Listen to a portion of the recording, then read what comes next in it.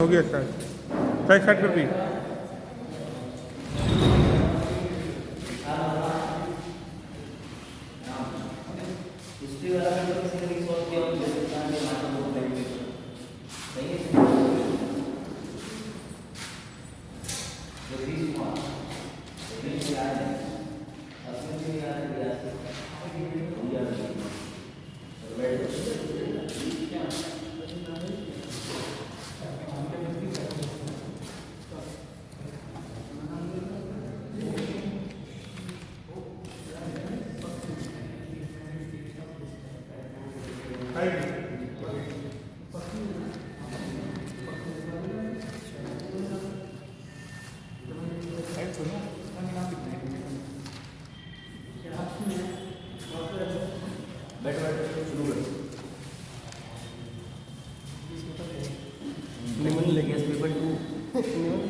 और तो एथिक्स है।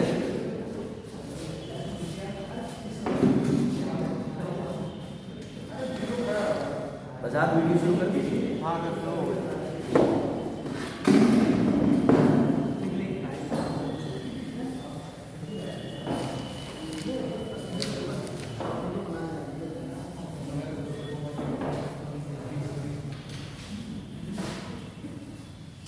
आ जाओ।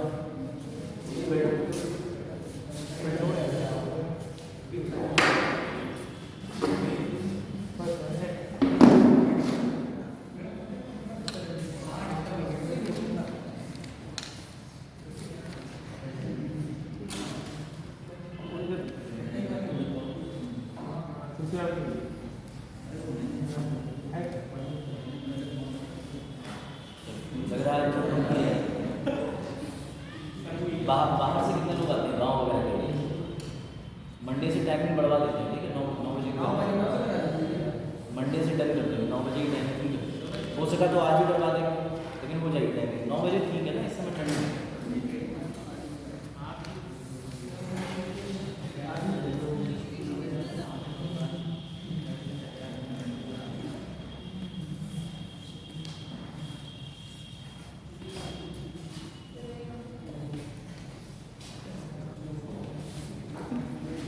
आ जाओ बैठो।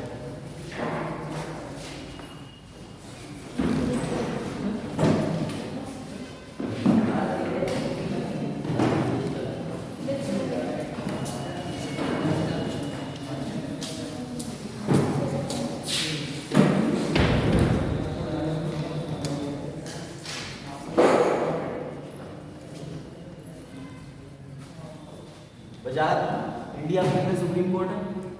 सुप्रीम कोर्ट एक है। हाई कोर्ट कितने टोटल? 25। राज्य कितने? 2.5 तो फिर हाई कोर्ट 25 क्यों है? पंजाब हरियाणा और चंडीगढ़। पंजाब हरियाणा एक कोर्ट हो गया। राज्य 28, हाई कोर्ट 25। ये पंजाब हरियाणा का एक कोर्ट हो गया। पंजाब हरियाणा का एक कोर्ट हो गया, ठीक है। और इधर आया कुछ अपना। अच्छा, क्या अंडमान एंड निकोबार आइलैंड का कोई हाई कोर्ट है? है सर, है। क्या गोवा का कोई हाई कोर्ट है? पश्चिम बंगाल है सर, अंडमान निकोबार का। क्या गोवा का कोई हाई कोर्ट है? तो उसको कौन देखता है? गुजरात। बिल्कुल सही। बॉम्बे हाई कोर्ट, बॉम्बे महाराष्ट्र तो एरिया है, नाम उसका आज भी बॉम्बे हाई कोर्ट है। 3 ऐसे हाई कोर्ट थे, तो सबसे पुराने थे, उसमें बॉम्बे भी आते हैं। चलो, अब तक हमारे भारत में कितने चीफ जस्टिस ऑफ इंडिया हो चुके हैं?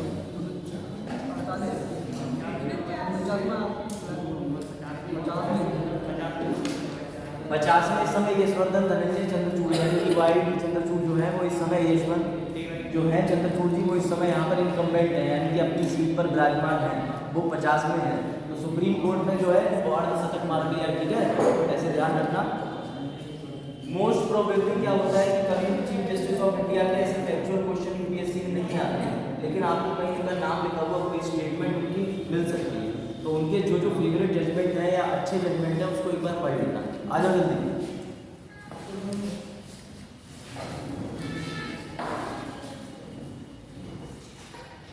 कल हम लोगों ने ये देखा था कि हमारे पास एक सुप्रीम कोर्ट है और वो कहाँ सिचुएटेड है, कहाँ लोकेटेड है, दिल्ली में कि बरेली में?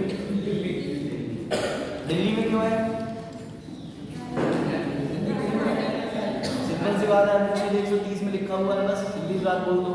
तो सर एक ही सुप्रीम कोर्ट क्यों है? क्योंकि फेडरलिज्म का मतलब होता है हमारे पास केंद्रीय शक्तियाँ डिवाइडेड होनी चाहिए, लेकिन क्या है कि हमारा जो जुडिशरी सिस्टम है एकीकृत है, इंटीग्रेटेड है, तो इसलिए single rule, single power, single code, जो एपेक्स कोर्ट है यानी कि जो संविधान की व्याख्या करेगा वो एक ही। आ जाओ पसंद, चलो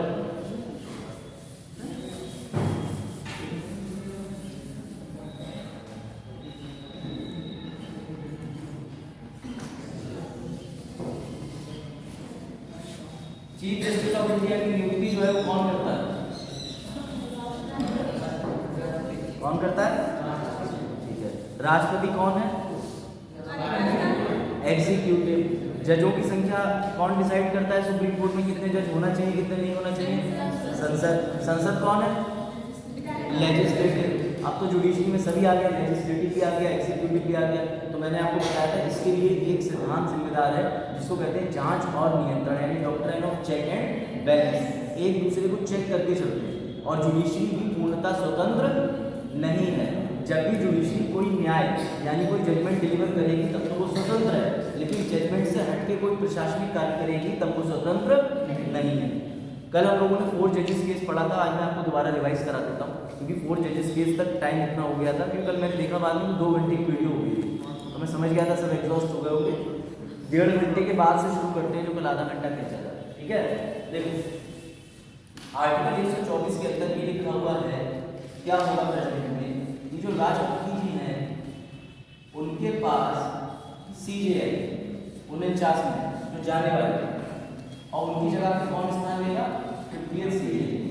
ये कोई लेटर लिखेगा और इस लेटर के अंदर एक नाम लिखेंगे।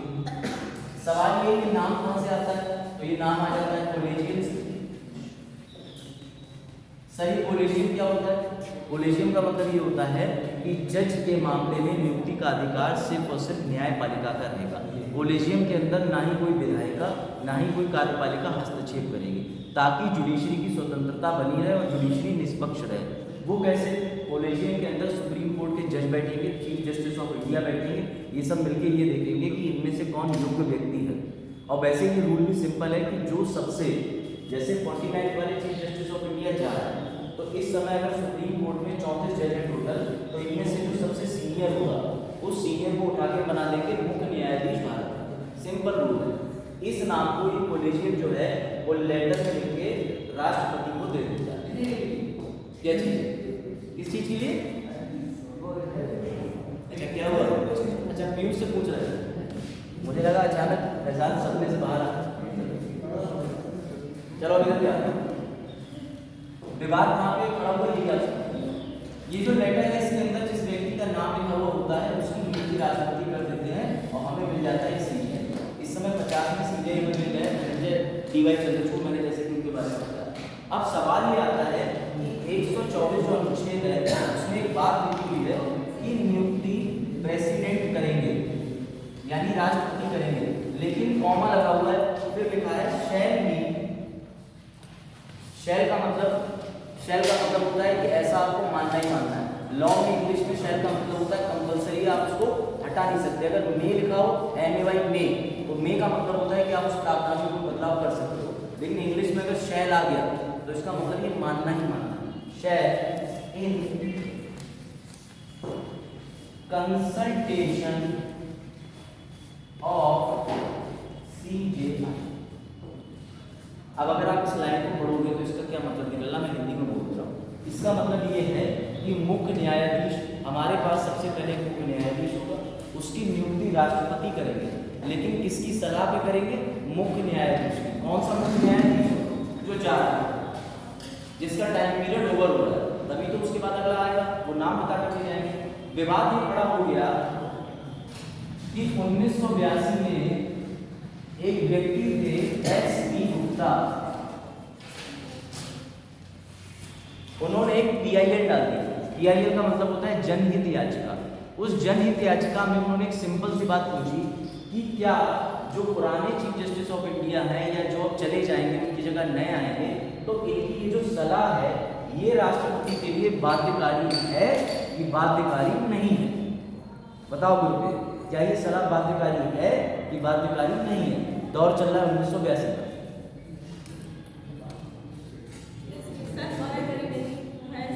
बाध्यकारी है? अच्छा चलो, बाध्यकारी है। सवाल समझ गए? अनुच्छेद 124 कहता है कि हमारे पास एक मुख्य न्यायाधीश होना चाहिए, उसकी नियुक्ति राष्ट्रपति करेंगे। लेकिन फॉर्मा लगा के लिखा है कि सलाह देंगे चीफ जस्टिस ऑफ इंडिया। तो क्या चीफ जस्टिस ऑफ इंडिया मुझे जो सलाह देंगे उससे राष्ट्रपति बाध्य है कि बाध्य नहीं है, या वो स्वतंत्र है कि जिसको मैं चाहे उसको मुख्य न्यायाधीश बाध्य है? 1982 की अगर बात करी जाए, जैसे आगे बच्चे कह रहे हैं बाध्यकारी है, तो मैं सिचुएशन को आसान कर देता हूँ। आज के वर्तमान समय की चलो बात बता दो, बाध्यकारी है कि नहीं? ऐसे बताओ, प्रेजेंट टाइम में बाध्यकारी है कि बाध्यकारी नहीं है? प्रेजेंट टाइम में बाध्यकारी है कि नहीं है? आ जाओ।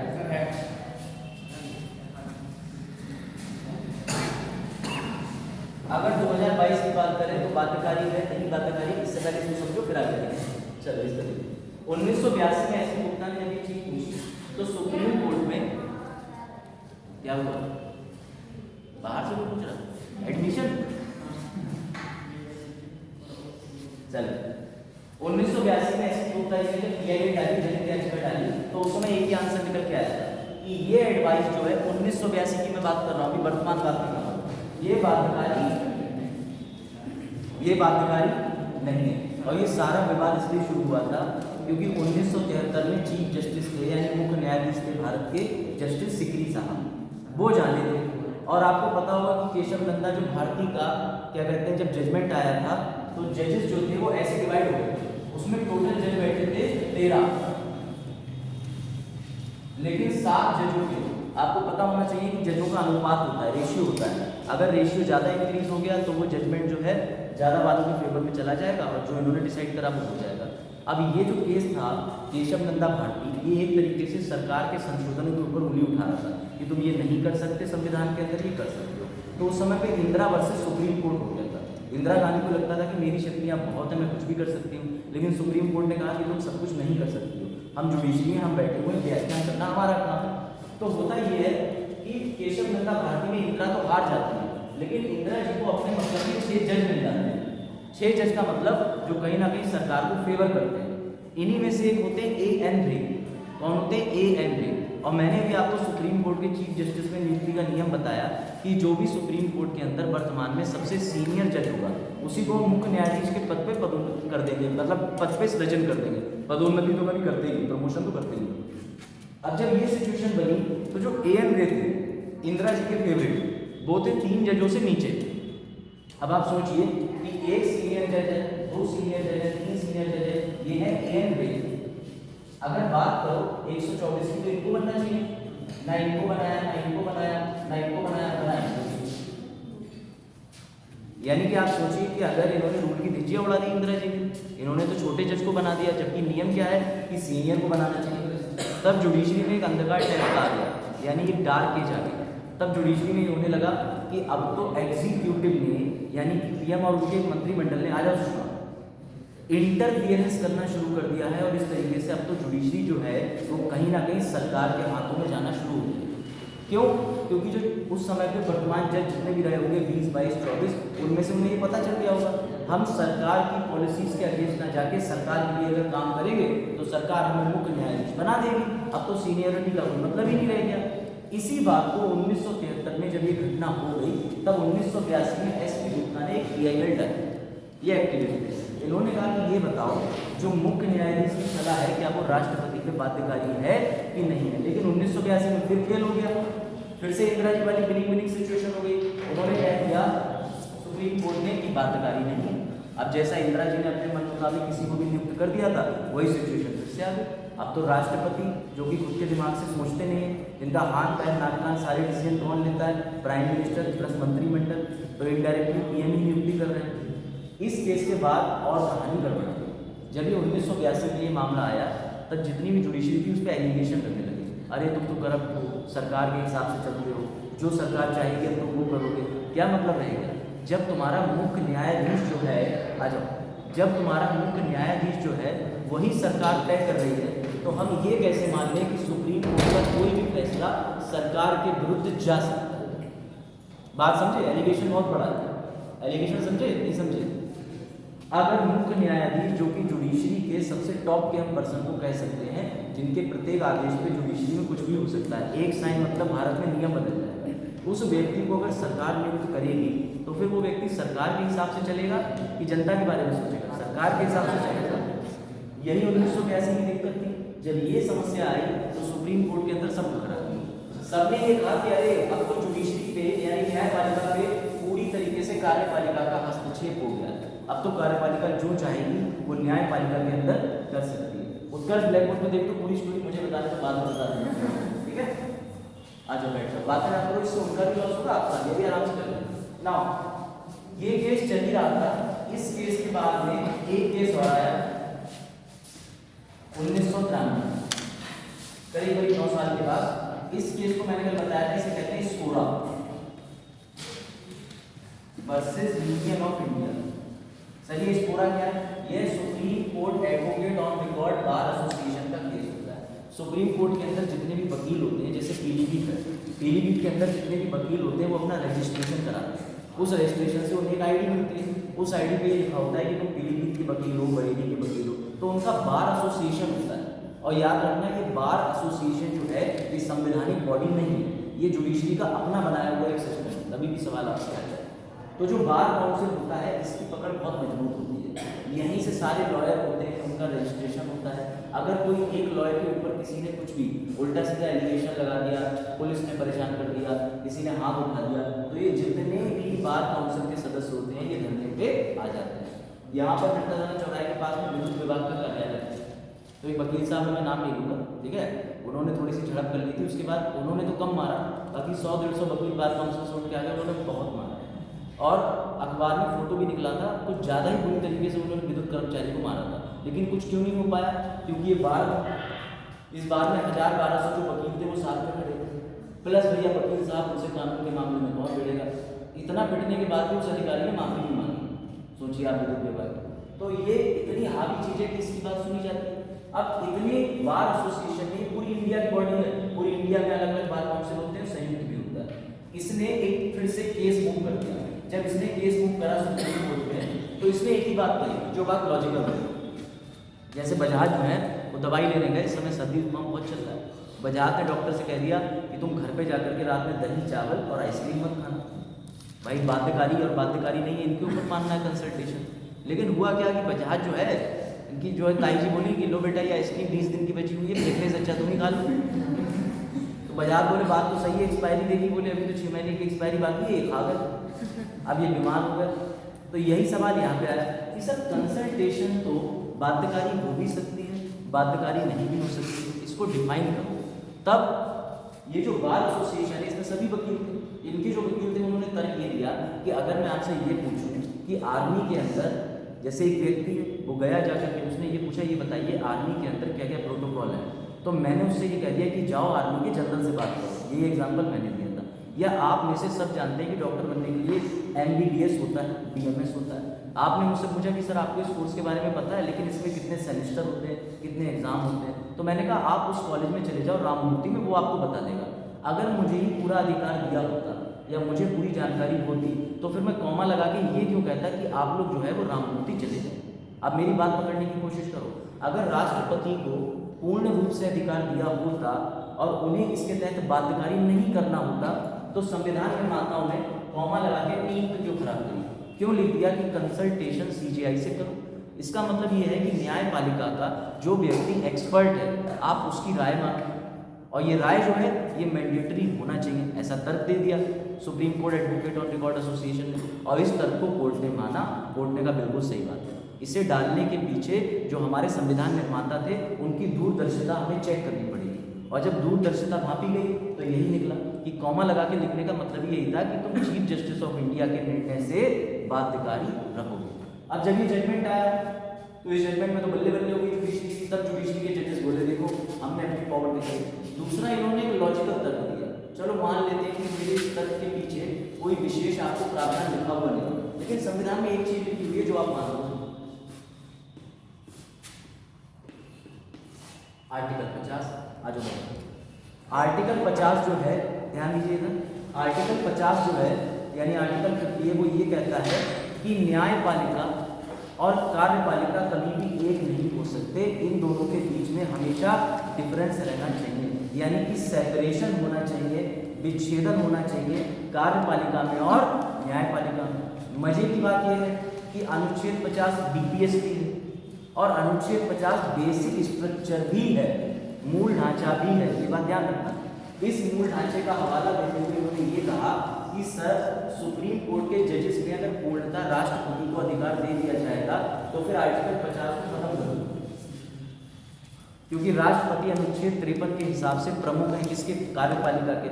अगर वो न्यायपालिका में पूरी तरीके से जज की नियुक्ति करेंगे तो फिर हमारी न्यायपालिका और कार्यपालिका के बीच विच्छेदन कहाँ रह गया, फिर तो कार्यपालिका का इंटरफियरेंस हो गया। इसी वजह से जब उन्होंने आर्टिकल 50 का हवाला दिया तो सुप्रीम कोर्ट के जजेस जो कि सामने बैठे चाह ही रहे थे, भाई सुप्रीम कोर्ट के जजेस सामने बैठे हैं, उन्हीं को पता है कि मेरी नियुक्ति राष्ट्रपति कर सकता है, तो उन्होंने भी दिमाग लगाया, उन्होंने कहा तुम ठीक कह रहे हो, और इसी समय से लागू कर दिया गया कि राष्ट्रपति के पास में कोई भी नियुक्ति करने का अधिकार जो है वो चीफ जस्टिस ऑफ इंडिया वाली बाध्यकारिता के साथ है। अगर चीफ जस्टिस ऑफ इंडिया ने लिख के दे दिया कि सुप्रीम कोर्ट की दीवार को चीफ जस्टिस ऑफ इंडिया बना दो, तो बनाना पड़ेगा दीवार को, तुम अपना बुद्धि विवेक प्रयोग नहीं कर सकते, ये बात ध्यान रखना। अब इम्पोर्टेंट सवाल ये आता है, क्या प्रेसिडेंट उस नाम को वापस कर सकते हैं? मान लिया कि प्रेसिडेंट ने चीफ जस्टिस ऑफ इंडिया के नाम को स्वीकृति नहीं दी, बाध्यकारी है, उन्होंने कह दिया ठीक है तुम मुझे बाध्य कर रहे हो लेकिन मेरे पास अधिकार होना चाहिए, मैं इस नाम को नहीं मानता, मैं अपनी मर्जी से भी नाम नहीं दूंगा, लेकिन जो तुमने दिया है मैं वो भी नहीं मानता। क्या राष्ट्रपति ऐसा कर सकते हैं? बताओ। राष्ट्रपति कह रहे हैं कि मैं बाध्य नहीं हूं, लेकिन तुम मुझे जो नाम लिख के दोगे मैं वो भी नहीं मानता। अब क्या राष्ट्रपति मना कर सकते हैं? बताओ क्या लगता है? सवाल तो यही है। बैठ जाओ, मना कर सकते हैं यानी हाँ या ना बोलो, सिंपल। नहीं कर सकते? ये कर सकते नहीं कर। पीछे वाले फैजान हमारे इतने अच्छे हैं, बोले जब पूरी क्लास हाँ कहीं मैं ना कह दूंगा। एक दिन ऐसा क्वेश्चन पूछूंगा जिसमें आपको भी ना कहना पड़ेगा, क्या आप लोगों ने चोरी करना छोड़ दी? अब इसे लीडिंग क्वेश्चन कहते हैं। सुप्रीम कोर्ट या जब जुडिशरी का ट्रायल होता है तो आपको जो कैदी होते हैं ना, उनसे ऐसे पूछा जाता है कि क्या तुमने चोरी करना छोड़ दी? वो कहता है मैं सर चुप रहना चाहता हूँ। इसीलिए अनुच्छेद 21 के अंदर राइट टू साइलेंस भी डाला गया, चुप रहने का अधिकार, क्योंकि कुछ सवाल ऐसे होते हैं कि तुमने हाँ बोला तो तुम चोरी करते थे, नहीं छोड़ी, और तुमने ना बोला तो तुम पहले चोर थे, अब तुम चोरी करना छोड़ चुके हो, चोर तो तुम दोनों कंडीशन पे हो। तो यहाँ पे जो राष्ट्रपति जी है, क्या वो बाध्यकारिता रहेगी चीफ जस्टिस की, लेकिन वो नाम को वापस कर सकते हैं? बताओ, सोचो। इधर से आंसर आया कि नहीं कर सकते, उधर से आंसर आया बाध्यकारी है तो नहीं कर सकते हैं।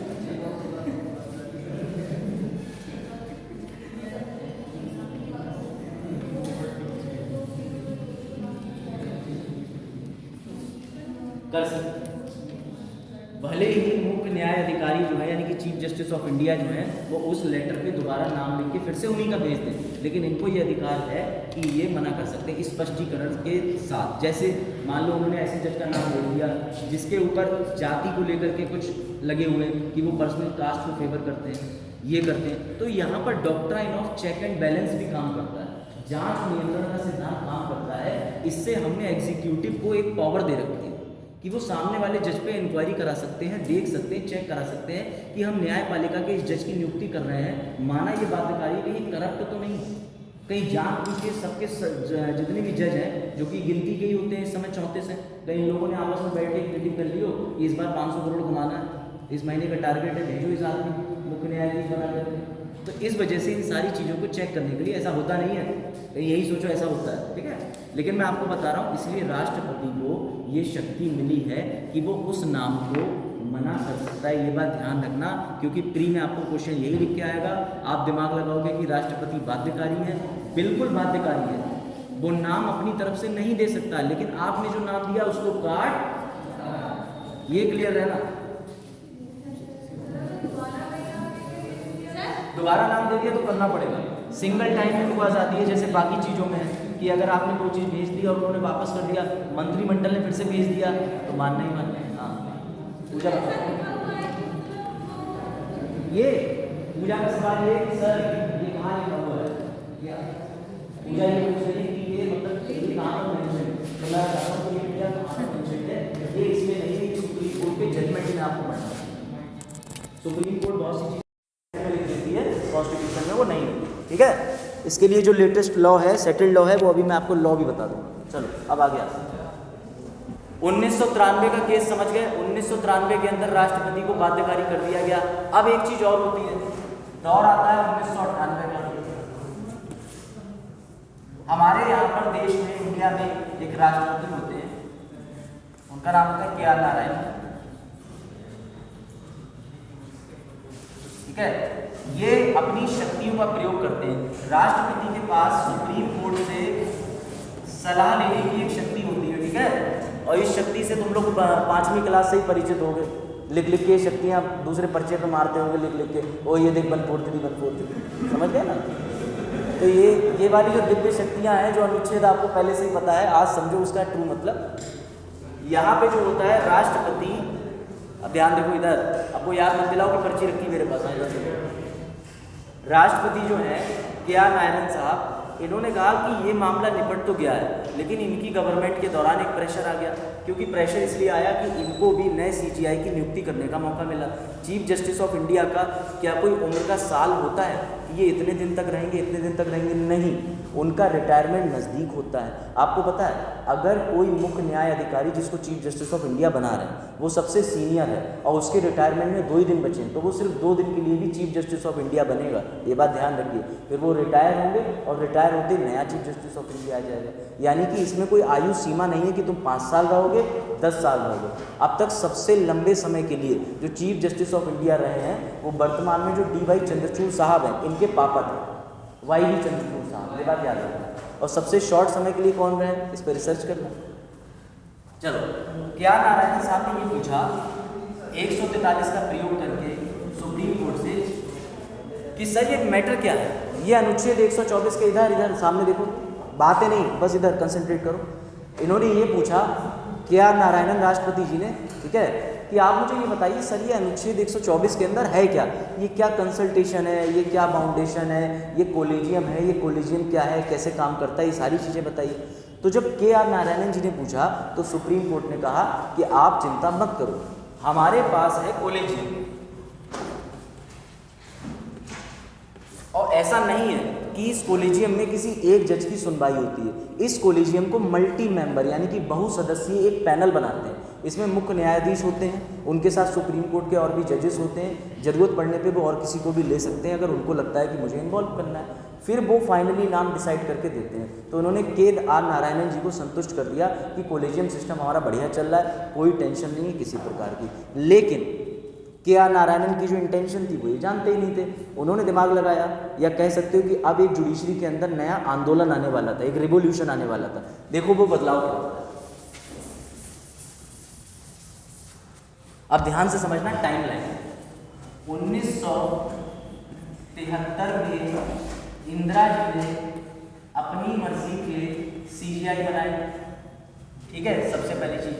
इस बात को 1982 में हरी झंडी मिल गई। जो इन्होंने किया वो सही था, इसकी 1982 में ऐसी गुप्ता में पुष्टि हुई। उसके बाद जब केस आया 1993 में, तो ये जो प्रक्रिया चल रही थी ये खत्म हो गई। 1993 में कह दिया कि अनुच्छेद 50 के तहत बाध्यकारिता होगी। क्यों? क्योंकि जुडिशरी और एग्जीक्यूटिव दोनों के बीच में भिन्नता है, दोनों एक नहीं हो सकते, एक दूसरे के आयाम में नहीं जा सकते। उसके बाद मैंने बताया कि 1998 के अंदर के आर नारायणन जी ने इस बात की पुष्टि करी, तो यहाँ तक कॉलेजियम सिस्टम चल रहा है। अब जरा ध्यान से समझो, जुडिशरी ने ये कहा कि हमारा कॉलेजियम ठीक है, लेकिन दिक्कत ये आ रही थी कि जुडिशरी के ऊपर आरोप लगना शुरू हो गए थे, जो आज भी लगते हैं। कॉलेजियम में ये होने लगा था कि भाई भतीजावाद चलने लगा था, जिसे इंग्लिश में नेपोटिज्म कहते हैं। मैंने कल भी बताया था। नेपोटिज्म का मतलब ये होता है कि मान के चलो एक जज है, उन्होंने देखा यार मैं सुप्रीम कोर्ट में आज जज हूँ और ये मेरा बेटा है, ये 8वीं क्लास में पढ़ रहा है, इसको मैं आगे चल के लॉ करा देता हूँ, इसका सुप्रीम कोर्ट में रजिस्ट्रेशन करा दूंगा, इसी वकील साहब के अंडर में बैठा लूँगा, और जब मैं इसका फादर हूँ तो कल को कॉलेजियम में मुझसे नाम पूछा जाएगा तो मैं इसी का नाम दे दूँगा और ये जाकर के सेलेक्ट होकर वहाँ बैठ जाएगा। और ये प्रैक्टिकली पॉसिबल है भी, मैं मना नहीं कर रहा और ये भी नहीं कह रहा कि ऐसा होता है, वो तो अखबार वाले कहते हैं, मैं तो खाली अखबार पढ़ के बता रहा हूँ आपको। चलो ठीक है।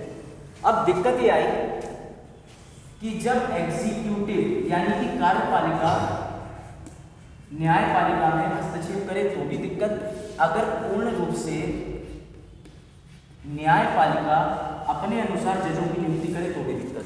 बात समझ रहे हो? ये बाइफरकेशन समझो। 1973 इंदिरा, 1982 में इंदिरा गांधी वाला सब कुछ ठीक, तो इसमें कार्यपालिका का हस्तक्षेप न्यायालय के अंदर हो रहा था, सुप्रीम कोर्ट के जजेस की नियुक्ति के अंदर। यहाँ पे हमने पूरी तरीके से न्यायालय को दे दिया तो भी दिक्कत। यहाँ पे कह रहे हो कि सरकार के हिसाब से जज चलेंगे और यहाँ कह रहे हो कि जज भाई और भतीजा बात करेंगे, तो इसका निर्णय क्या निकलेगा?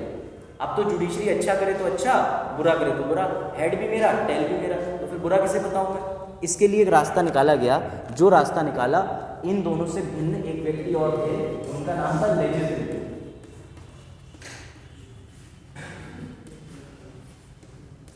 तीनों शक्तियां आ गई बोर्ड पे, समझ रहे? अब विधायिका खाली बैठी थी, विधायिका बोली कि एग्जीक्यूटिव लड़ रहा है, जुडिशरी लड़ रहा है, कार्यपालिका लड़ रही है, न्यायपालिका लड़ रही है। सर हमारी तो लड़ाई नहीं है ये, और इस लड़ाई को निपटाएंगे हम, क्योंकि हम है विधायिका। अब देखो विधायिका ने क्या करा, सो मोर इंटरेस्टिंग। ये डायग्राम ऐसे बना लेना, इसको याद रखना, जैसे भी आप लिखता हो, क्योंकि ये चार्ट जो है ना ये एक्सटेंड कोड होते हैं, ग्रुप में बन जाते हैं। काफी मुझे भी पता तुमने क्या बना दिया, नहीं दिख रहा है? चश्मा उतार के देखिए एक बार, शायद दिखे। अब तो आप भी देख लो। चलो कोई बात नहीं, इसका एक फोटो ले लेता हूँ मैं, आपको सेंड किए देता हूँ, ठीक है? तब आ जाएगा, बताओ भेजो, और नहीं दिख रहा हो तो आइए थोड़ी देर के लिए आगे यहाँ आ जाओ, या कोई बच्चा नोट कर लो, फिर कॉपी पीछे पास कर देना, इनको दे देना, ठीक है? सबकी कॉपी भी दे देना। हाँ दो जैसे बात ये है, हम डायरेक्ट आयोग बना के कर सकते हैं जजों की, ये मैं कल बता चुका हूँ, मुझे आप बता रहा अभी आयोग बनेगा, NJAC बनेगा अभी भाई, अभी आयोग बना रहे हैं, लेकिन आयोग के दुष्परिणाम भी तो आप देखोगे, वही अभी दिखाते हैं आपको। जैसे कि हम PCS, UPSC द्वारा DM नियुक्ति करते हैं, ऐसे ही लोअर PCS होता है, PCS द्वारा। यहाँ तक स्टोरी क्लियर हुई? पहले ये बताओ, यहाँ तक किसी को कोई डाउट होगा तो आप नहीं समझ पाओगे, ठीक है? 8:30 के बाद आए, कहानी मिस हो गई हो तो कोई बात नहीं, लेक्चर अपलोड हो रहा है आजकल, देख लेना। बाद में जो PCS द्वारा जो करता है, तो भारत सरकार अपने केंद्र द्वारा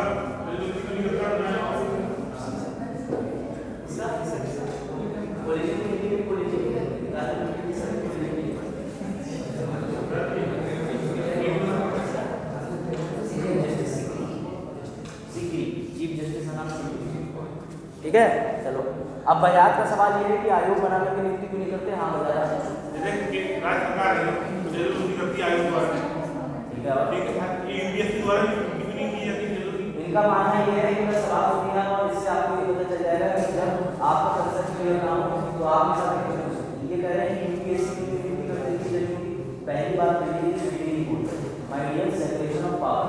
दूसरी बात UPSC एग्जीक्यूटिव है, यही तो दिक्कत है। इंदिरा गांधी जैसा एक और कार्य कराने के लिए आओगे, स्टेट PCS होता है जो स्टेट PCS एग्जीक्यूटिव, वो फिर वो भी जरूरी नियुक्ति करती है ना मेरे भाई। स्टेट PCS डिस्ट्रिक्ट जजों के नीचे नियुक्ति करती है, वो सुप्रीम कोर्ट नहीं है। क्या डिस्ट्रिक्ट जज का जो कोर्ट है, ध्यान से वो संविधान की व्याख्या करता है, अनुच्छेद 32 से लेकर 80 तक डिस्ट्रिक्ट कोर्ट है। ये अनुच्छेद 32 और 236 की पाबंदी है, मतलब मैं संविधान की पाबंदी है। अब इसके लिए आप प्लीज मेरी सारी चीजें चेक करेंगे, आपका कंसेप्ट क्लियर हो जाएगा। आपको नहीं पता एग्जीक्यूटिव क्या होता है, तभी आप ऐसे समझा रहे हैं। ये सिस्टम समझो, बजाज आयोग क्या है, एग्जीक्यूटिव जुडिशरी में हस्तक्षेप नहीं कर सकता। ये क्वेश्चन फिलहाल किसी काम का नहीं है, इस पर आप रिसर्च करो। इस पर अगर मैं समझाने बैठूंगा तो आज का इनका लेक्चर चला जाएगा। आप मुझसे इस लेक्चर के बाद ईको की क्लास लेने के बाद मिल लेना, तब भी नहीं बताऊंगा। चलो बजाज के क्वेश्चन को मैं एक्सप्लेन कर ही दे रहा हूँ ताकि इनके मन में ये ना रहे सच बताएंगे, ठीक है? इनके कहने का मतलब है कि सर एक ऐसा आयोग बना करके इन जजों की नियुक्ति क्यों नहीं कर दी जाती। सबसे पहली बात तो बजाते ये समझो, हम बात कर रहे हैं संवैधानिक न्यायालय की। संवैधानिक न्यायालय का मतलब कि जब एग्जीक्यूटिव पूरा फेल, कार्यपालिका पूरी फेल, लेजिस्लेटिव पूरा फेल, तब भी जो जिंदा रहेगा और जो देश के लिए अपनी कलम से ताकत रखता है कि कुछ भी कर सकता है, उसकी नियुक्ति स्वतंत्र तरीके से न्याय के माध्यम से ही होगी, ना कि कोई आयोग बना के होगी। अगर आयोग बनाओगे उसमें किसे बैठा लोगे?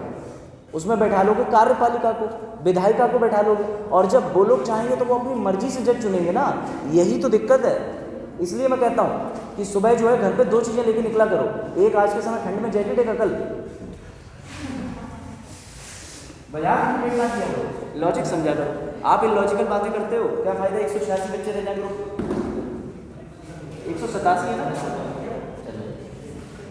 अब यहाँ समझो ध्यान से, ठीक है? बजाज समझो, जो एनजेसी आ रहा है उसे समझ जाओगे, आपका डाउट दूर हो जाएगा। होता क्या है कि एग्जीक्यूटिव का इंटरफेरेंस था, 2 दिक्कत, न्यायपालिका का इंटरफेरेंस पूरी तरीके से था, 2 दिक्कत। अब इसके बीच का रास्ता निकालने के लिए हमारे लेजिस्लेटिव ने एक नया आयोग ही गठित कर दिया, जो बजाज सुना रहा है, उसका नाम है एनजेसी। ये आया 2014 में और इसको संवैधानिक दर्जा प्रदान किया गया। ये संवैधानिक संशोधन था, ये भी ध्यान रखिएगा। संवैधानिक संशोधन होता है तभी वो 1 से लेके 105 की लिस्ट में आता है। उसके अलावा जो साधारण संशोधन होते हैं वो नहीं आते 1 से 105 की लिस्ट में, ये ध्यान रखना। आगे चल के और भी 106 संशोधन हो, 107 हो, तो समझ जाना वो संवैधानिक संशोधन होंगे। इसके लिए उन्होंने संशोधन को नाम दिया 99। अब बजाज समझना दिक्कत क्या आती है, ठीक है? आपका आंसर सॉल्व हो जाएगा।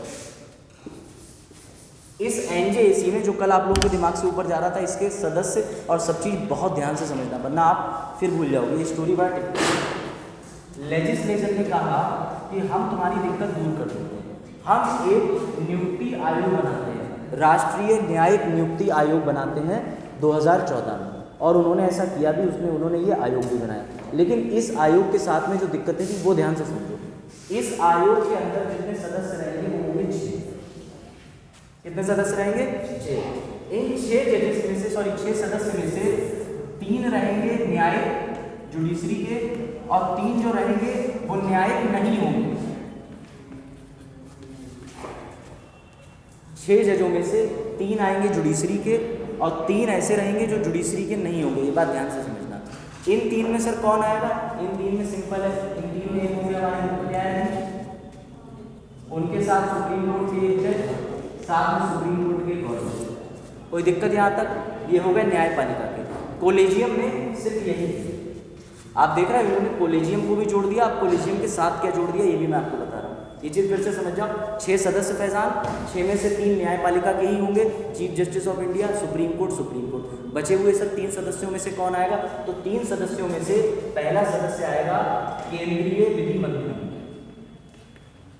केंद्रीय विधि मंत्री यानी कि सेंट्रल लॉ ऑफिसर या यूनियन लॉ ऑफिसर। ये बात क्लियर हो गई। एक और लॉ का ऑफिसर आ गया। आपको बड़ा अच्छा लग रहा होगा कि सर सब ठीक ठीक तो जा रहा है। इन्होंने सुप्रीम कोर्ट के चीफ जस्टिस को ले लिया, ये भी लॉ ऑफिसर ले लिया, अब तो मेजॉरिटी इन्हीं की होगी, 4 लोग तो इन्हीं के हो गए। नहीं, अभी 2 लोग और हैं। ये जो 2 लोग आएंगे इधर, इनको हम बोलेंगे eminent jurist. Eminent jurist, eminent का मतलब ये होता है कि कोई व्यक्ति जब बहुत ज़्यादा प्रतिभाशाली होता है, एकदम अपने फील्ड में पारंगत होता है, टॉप का व्यक्ति होता है, ठीक है। हिंदी साहित्य में जैसे विकास दिव्य कीर्ति सर JRF भी लिया और पढ़ाते भी हैं, तो इस तरीके के व्यक्ति की नियुक्ति कर सकते हैं। इन्होंने क्या करा, कोई टीचर है उसको बुला सकते हैं, कोई खिलाड़ी है इन्हें लगता है जिसको लॉ की नॉलेज है उसे बुला सकते हैं। ये इनके ऊपर था, पूर्णतः पूरी तरीके से इनके ऊपर था। इनके ऊपर किसके ऊपर था? यानी लेजिस्लेटिव के ऊपर, कि किसको ये बुलाना चाहेंगे, संसद के ऊपर है किसको बुलाना चाहेंगे। यहीं पर इन्होंने खेल कर दिया। अब समझो ध्यान से। एनजेसी में 6 सदस्य, 6 में से 3 न्यायिक, 3 जो कि न्याय से नहीं होंगे, उसमें से एक जो व्यक्ति है वो केंद्रीय विधि मंत्री, और बाकी 2 लोग जो होंगे ये ऐसे व्यक्ति होंगे जिनको हम नाम देंगे एमिनेंट ज्यूरिस्ट, जो लॉ के फील्ड में या किसी भी फील्ड में बहुत जबरदस्त होंगे। अब ये जो एमिनेंट ज्यूरिस्ट है, अभी तक आपने देखा होगा कि यहाँ ना राष्ट्रपति आ रहे हैं, ना ही कोई एग्जीक्यूटिव आ रहा है, सब कुछ अच्छा अच्छा लग रहा है, भले ही कि एग्जीक्यूटिव है। अब ध्यान से, ये जो बचे हुए 2 लोग हैं, इनकी नियुक्ति करने के लिए 3 सदस्यीय एक और पैनल बनेगा। कंडीशन समझो फिर से। ये जो बचे हुए 2 सदस्य हैं, एनजेसी के 6 बच्चे, 6 में से 4 बच्चे आपको बता दिए, 2 बच्चों के बारे में कुछ नहीं पता। 2 बच्चे कोई भी हो सकते, किसी के अनाथ से उठा के ला सकते, ठीक है, लेकिन वो जो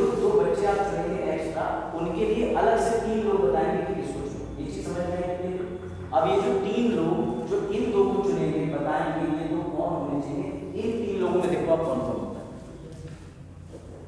इसमें सबसे पहले आएंगे प्राइम मिनिस्टर, और जैसे ही प्राइम मिनिस्टर को डाला इन्होंने इंदिरा जी वाला पॉइंट फिर से सेव कर दिया, एग्जीक्यूटिव इंटरफेरेंस होना शुरू हो गया। फिर से समझो, फिर से यहाँ पर चीफ जस्टिस ऑफ इंडिया होंगे।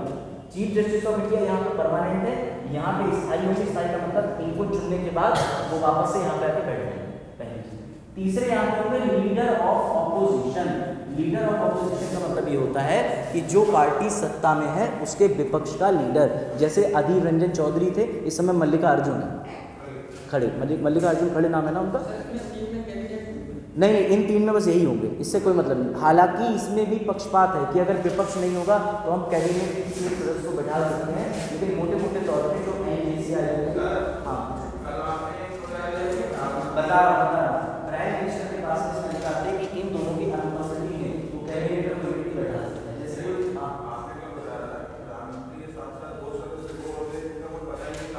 नहीं, वो ये है, वो एमिनेंट है। मैंने इसीलिए कहा था कि कल आप लोग एग्जॉस्ट वगैरह आप समझ नहीं पाए। ये जो दो व्यक्ति हैं जिनको वीटो की शक्ति के लिए मैं बताऊंगा, ये वो दो व्यक्ति हैं जिनके बारे में ये बिल्कुल क्लियर नहीं है कि किस फील्ड से होंगे। जैसे मैंने शिक्षक बोल दिया, किसी भी फील्ड से हो सकते हैं। इनको eminent jurist, eminent EMINENT, eminent का मतलब ये हो सकता है वैसे कोई बहुत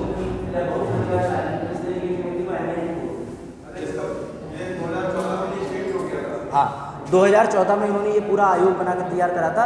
जैसा वजाहत कर रहे हैं कि ऐसा एक आयोग बना के इनकी नियुक्ति क्यों नहीं कर देते। अब पेपर तो कराएंगे नहीं इनका, क्योंकि 65 साल का आदमी जिसको तुम्हें पदोन्नति पे बैठाना है उसका वजाहत एग्जाम तो कराएंगे नहीं कि वो प्री मेंस इंटरव्यू दे रहा है, यूपीएससी की वेबसाइट खोल रहा है, उसके बाद इंटरव्यू में कह रहा है कि हिंदी वाले तो हो ही नहीं पा रहा है। समझ रहे हो? तो ये चीज़ देखो ध्यान से। और वैसे भी सुप्रीम कोर्ट के अंदर इंग्लिश ही चलती है, official language of supreme court English ही है, ये बात बता दूँ।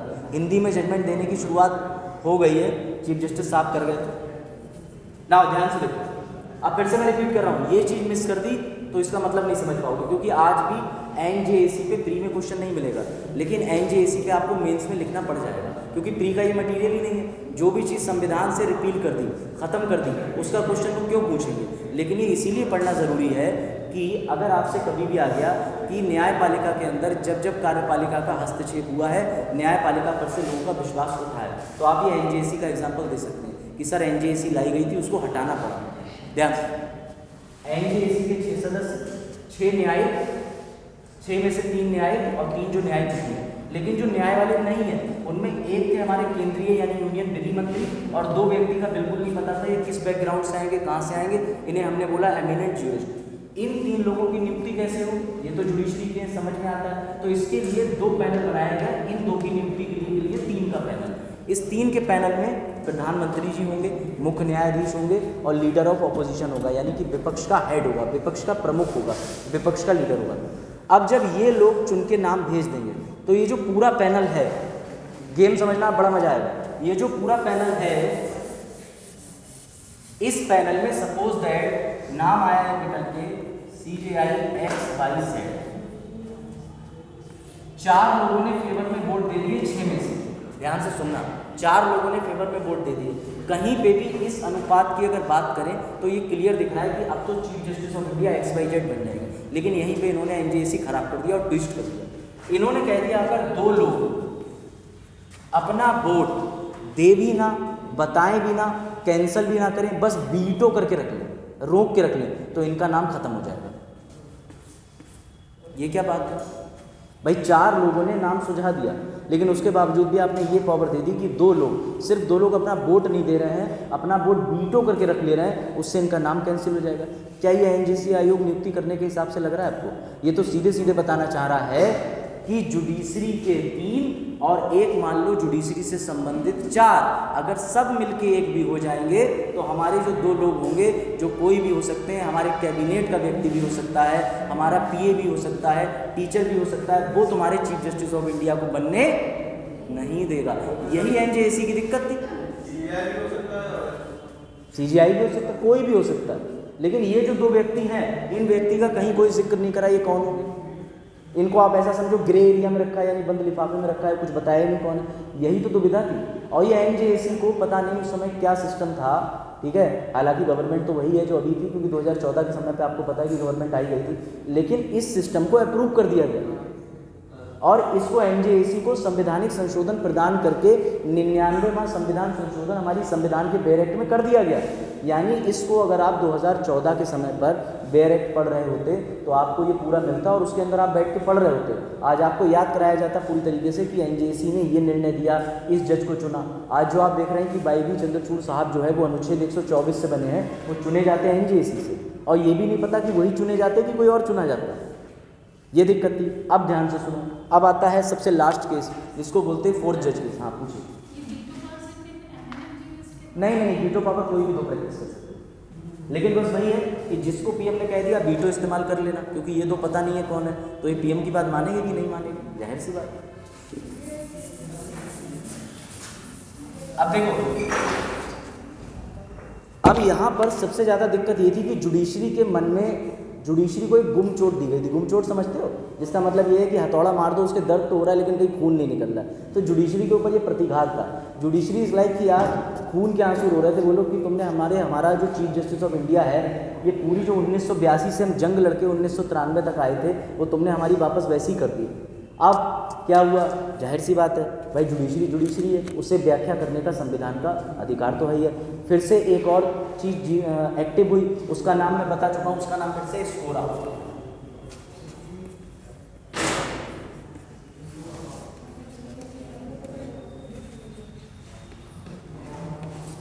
2015 ये जो ऑर्गेनाइजेशन यानी ये जो संगठन है supreme court advocate on word, इससे दो केसेस से याद रखना।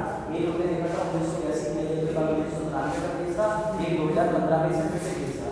उस समय भी जीती थी और उस समय भी इसने मनवा लिया था कि राष्ट्रपति के लिए बात वाली है। अब देखते हैं जीती थी एनजेसी संवैधानिक बात खत्म, अब कुछ नहीं है तो खत्म। अभी देखो कैसे खत्म होती है। आज संवैधानिक का मतलब ये खत्म कर दिया 2014 बन के था, 2015 खत्म कर दिया। अभी आगे समझो। अब इस भ्रम में बिल्कुल ना रहें कि क्या एनजेसी जिंदा है, और एनजेसी मतलब एक था वो टाइगर जिंदा है वाली पिक्चर पे विश्वास मत करो। यहाँ सलमान खान निपट गए, अब वो नहीं यहाँ वाले सलमान खान फिक्शनल निपट गए और सलमान खान ने हिरन तो निपटी गए। चलो इधर देखो, हम वकील हैं, हमको क्लीन मिली हुई है कि हम किसी केस को पढ़ते समय हिरन का नाम ले सकते हैं, लॉयर है। इधर लाओ ध्यान से समझो। इस वाले केस में सबसे ज़्यादा दुख हो रहा था बार एसोसिएशन को। क्यों हो रहा था इसके पीछे कहानी समझो कि सर क्यों ये बार एसोसिएशन इस मामले में हस्तक्षेप करेगा। उसके पीछे मैं आपको फिर से 125 पे लेके चलता हूँ, अब मज़ा आएगा। अनुच्छेद 125 के अंदर 4 प्रावधान है जज बनाने के। आप 10 साल तक हाई कोर्ट के वकील रह लो, आपको उठा करके कोलिजियम प्रणाली से हम जज बना सकते हैं, पहली चीज़।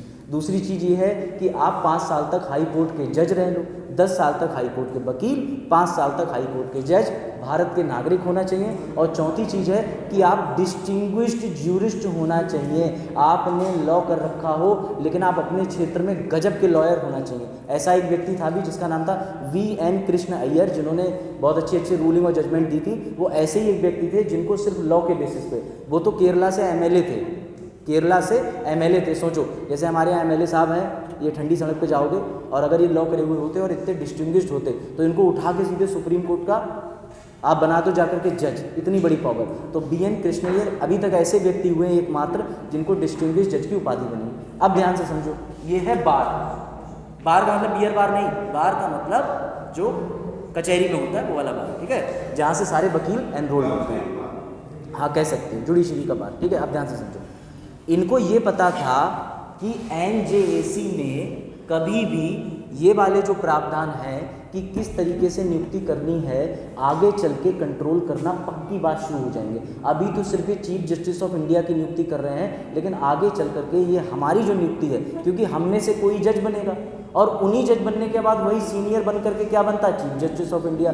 तो इन्हें ये दूरदर्शिता दिख गई, इन्होंने कहा कि हम इससे ये चीज़ छीनेंगे वरना ये हमारा अधिकार क्षेत्र खा जाएगा।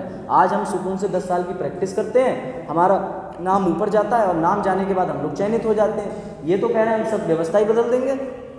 इन्होंने तुरंत ही उठाया, फिर से जो इन्होंने 1993 में उठाया था, इन्होंने वही चक्र फिर से उठा लिया और इन्होंने अनुच्छेद उठाया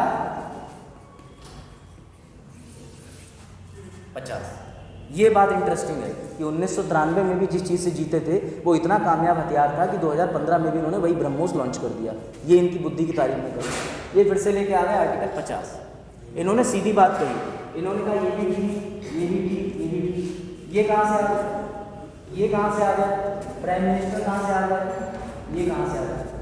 सर जुडिशरी स्वतंत्र है। जुडिशरी के अंदर जुडिशरी की नियुक्ति तभी हो सकती है जब उसके लिए न्यायपालिका से संबंधित ही कोई एजेंसी बने, और वो एजेंसी हमारे पास है जिसको हम कोलेजियम कहते हैं। अगर आप उसमें एग्जीक्यूटिव का, कार्यपालिका का, लेजिस्लेटिव का हस्तक्षेप करा दोगे तो फिर जितने जजेस जो हैं वो अनुच्छेद 50 के दायरे से बिल्कुल बाहर हो जाएंगे। जुडिशरी और एग्जीक्यूटिव दोनों के बीच भिन्नता रहनी चाहिए। आप तो एग्जीक्यूटिव और जुडिशरी की समानता करे दे रहे हो। जब न्यायपालिका को पता चली जाएगा कि मेरी नियुक्ति सरकार कर रही है, मेरी नियुक्ति कार्यपालिका कर रही है, तो क्या सर कभी भी सुप्रीम कोर्ट में कोई भी ऐसा फैसला आया जो कार्यपालिका का होगा या सरकार का होगा, क्या सुप्रीम कोर्ट के जज उसको मना करेंगे? सीधे बगावत लेंगे?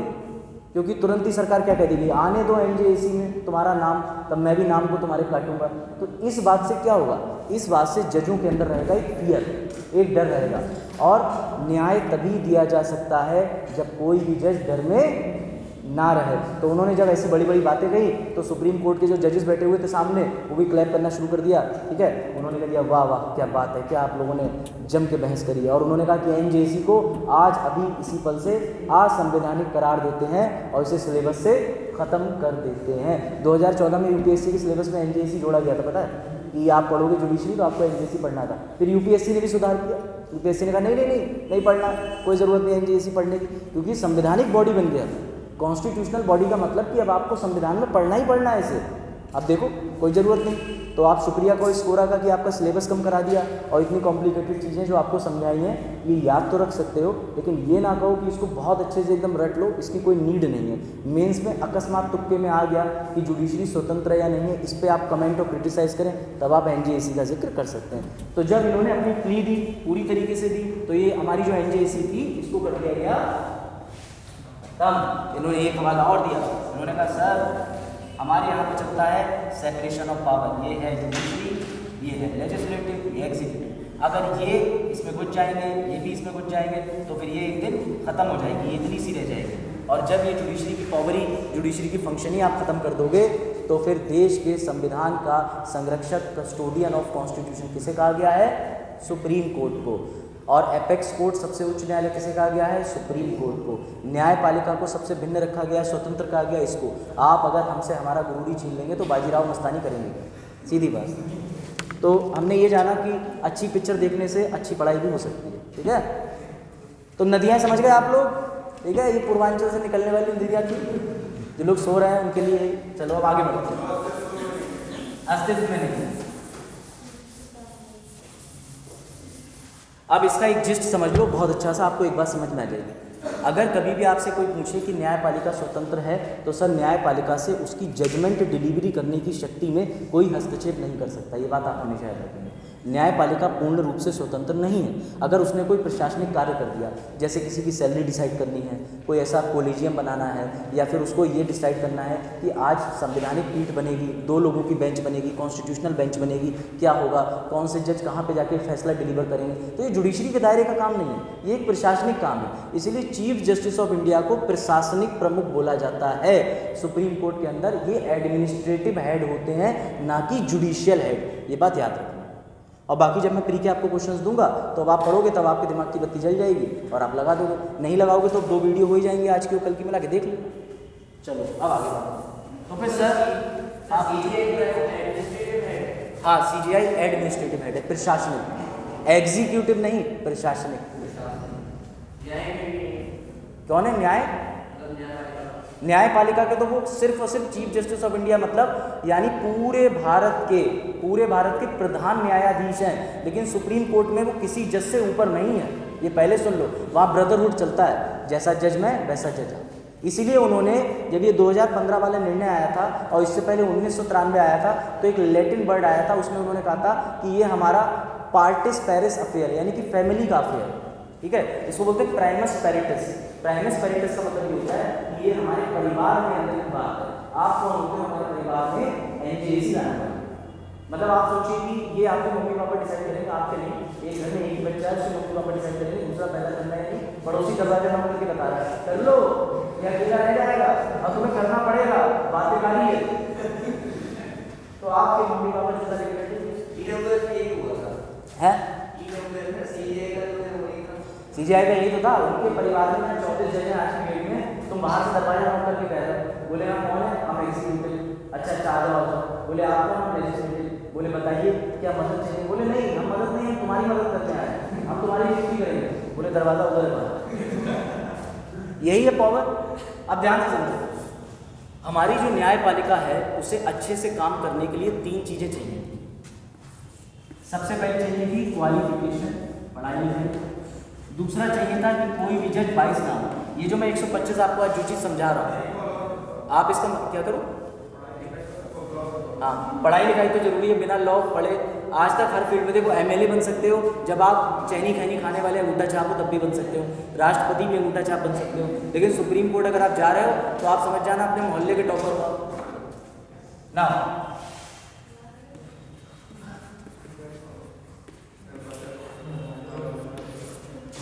अब आपको अनुच्छेद 125 के अंदर अगर आप अनुच्छेद 125 उठाओगे, अब आपको मजा आएगा, बहुत टर्निंग पॉइंट है और ये कभी नहीं भूलोगे, ठीक है। ये इन्वेंशन सबसे बढ़िया।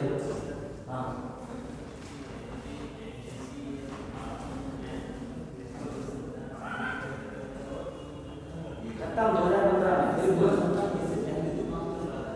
नहीं बिल्कुल, जैसे कि एनटीसी 2014 में करके तैयार हुआ नवंबर में, जनवरी में केस उन्होंने नियुक्ति करी नहीं पाई किसी की।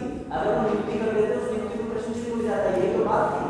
कोई नियुक्ति एनटीसी ने करी ही नहीं, सबसे कमाल की बात है एनटीसी कुछ करी नहीं पाया। ये तो भाई हो गई साहब, पट्टा वट्टा हो गया, लड़का की नहीं खराब हो गई और सामान भी वापस नहीं खत्म ही कर दिया। हाँ लेकिन हम उसको पूरी तरीके से आप बोल रहे हो, वो कहानी आप नहीं, हाँ सुप्रीम कोर्ट, और सुप्रीम कोर्ट क्यों कर सकता है, वो भी मांगे वाले क्षेत्र के बड़ा प्यारा है। अब ध्यान से समझो, मजा आएगा आपको बहुत। अनुच्छेद 150 के अंदर सर आपने ये क्या लिख दिया, ये तो लिखा ही नहीं है। अनुच्छेद 150 के अंदर तो लिखा है कि कोई भी जज ऐसा ऐसा होना चाहिए, मार्केट सीजन होना चाहिए, पढ़ाई का होना चाहिए, साल की सर्विस होना चाहिए, ऐसे होना चाहिए। कोई भी जज सुप्रीम कोर्ट का जो होता है उसने अगर किसी भी एरिया में प्रैक्टिस करी ऐसा ऐसा, मतलब कुल मिला के आप जब उसे पढ़ोगे आपको इंटरेस्ट नहीं आएगा। हमने कहा सुप्रीम कोर्ट के जज से कि तुम कभी भी भेदभाव ना करो, कभी भी भेदभाव ना करो, यानी कि आपके मन में ये कभी नहीं रहना चाहिए कि सामने वाले व्यक्ति से भविष्य में मुझे कोई लाभ मिल जाएगा। इसलिए हमने अनुच्छेद 125 के तहत ये निर्णय निकाला और ये बिल्कुल सही है कि अगर आप एक बार सुप्रीम कोर्ट के जज बन गए तो आप पूरे भारत में कहीं भी लॉ प्रैक्टिस नहीं कर सकते, कभी वकील बनके किसी भी सुप्रीम कोर्ट में जाके खड़े नहीं हो सकते, किसी हाई कोर्ट में खड़े नहीं हो सकते। ये बात समझ में आई, ताकि कल को आपके दिमाग में जरा सा भी ये पॉइंट ना रहे कि मैं सामने वाली पार्टी के लिए फेवर कर दूंगा और ये मुझे फेवर करेगी। इसीलिए 125 में लिखा हुआ है कि if you are a supreme court, ठीक है, जज, then in future you are not allowed, you are not supposed to carry out legal work in any of the territory of India. Is it clear? बात आई समझ में? ये लिखा हुआ है, ऐसे समझ में आता है।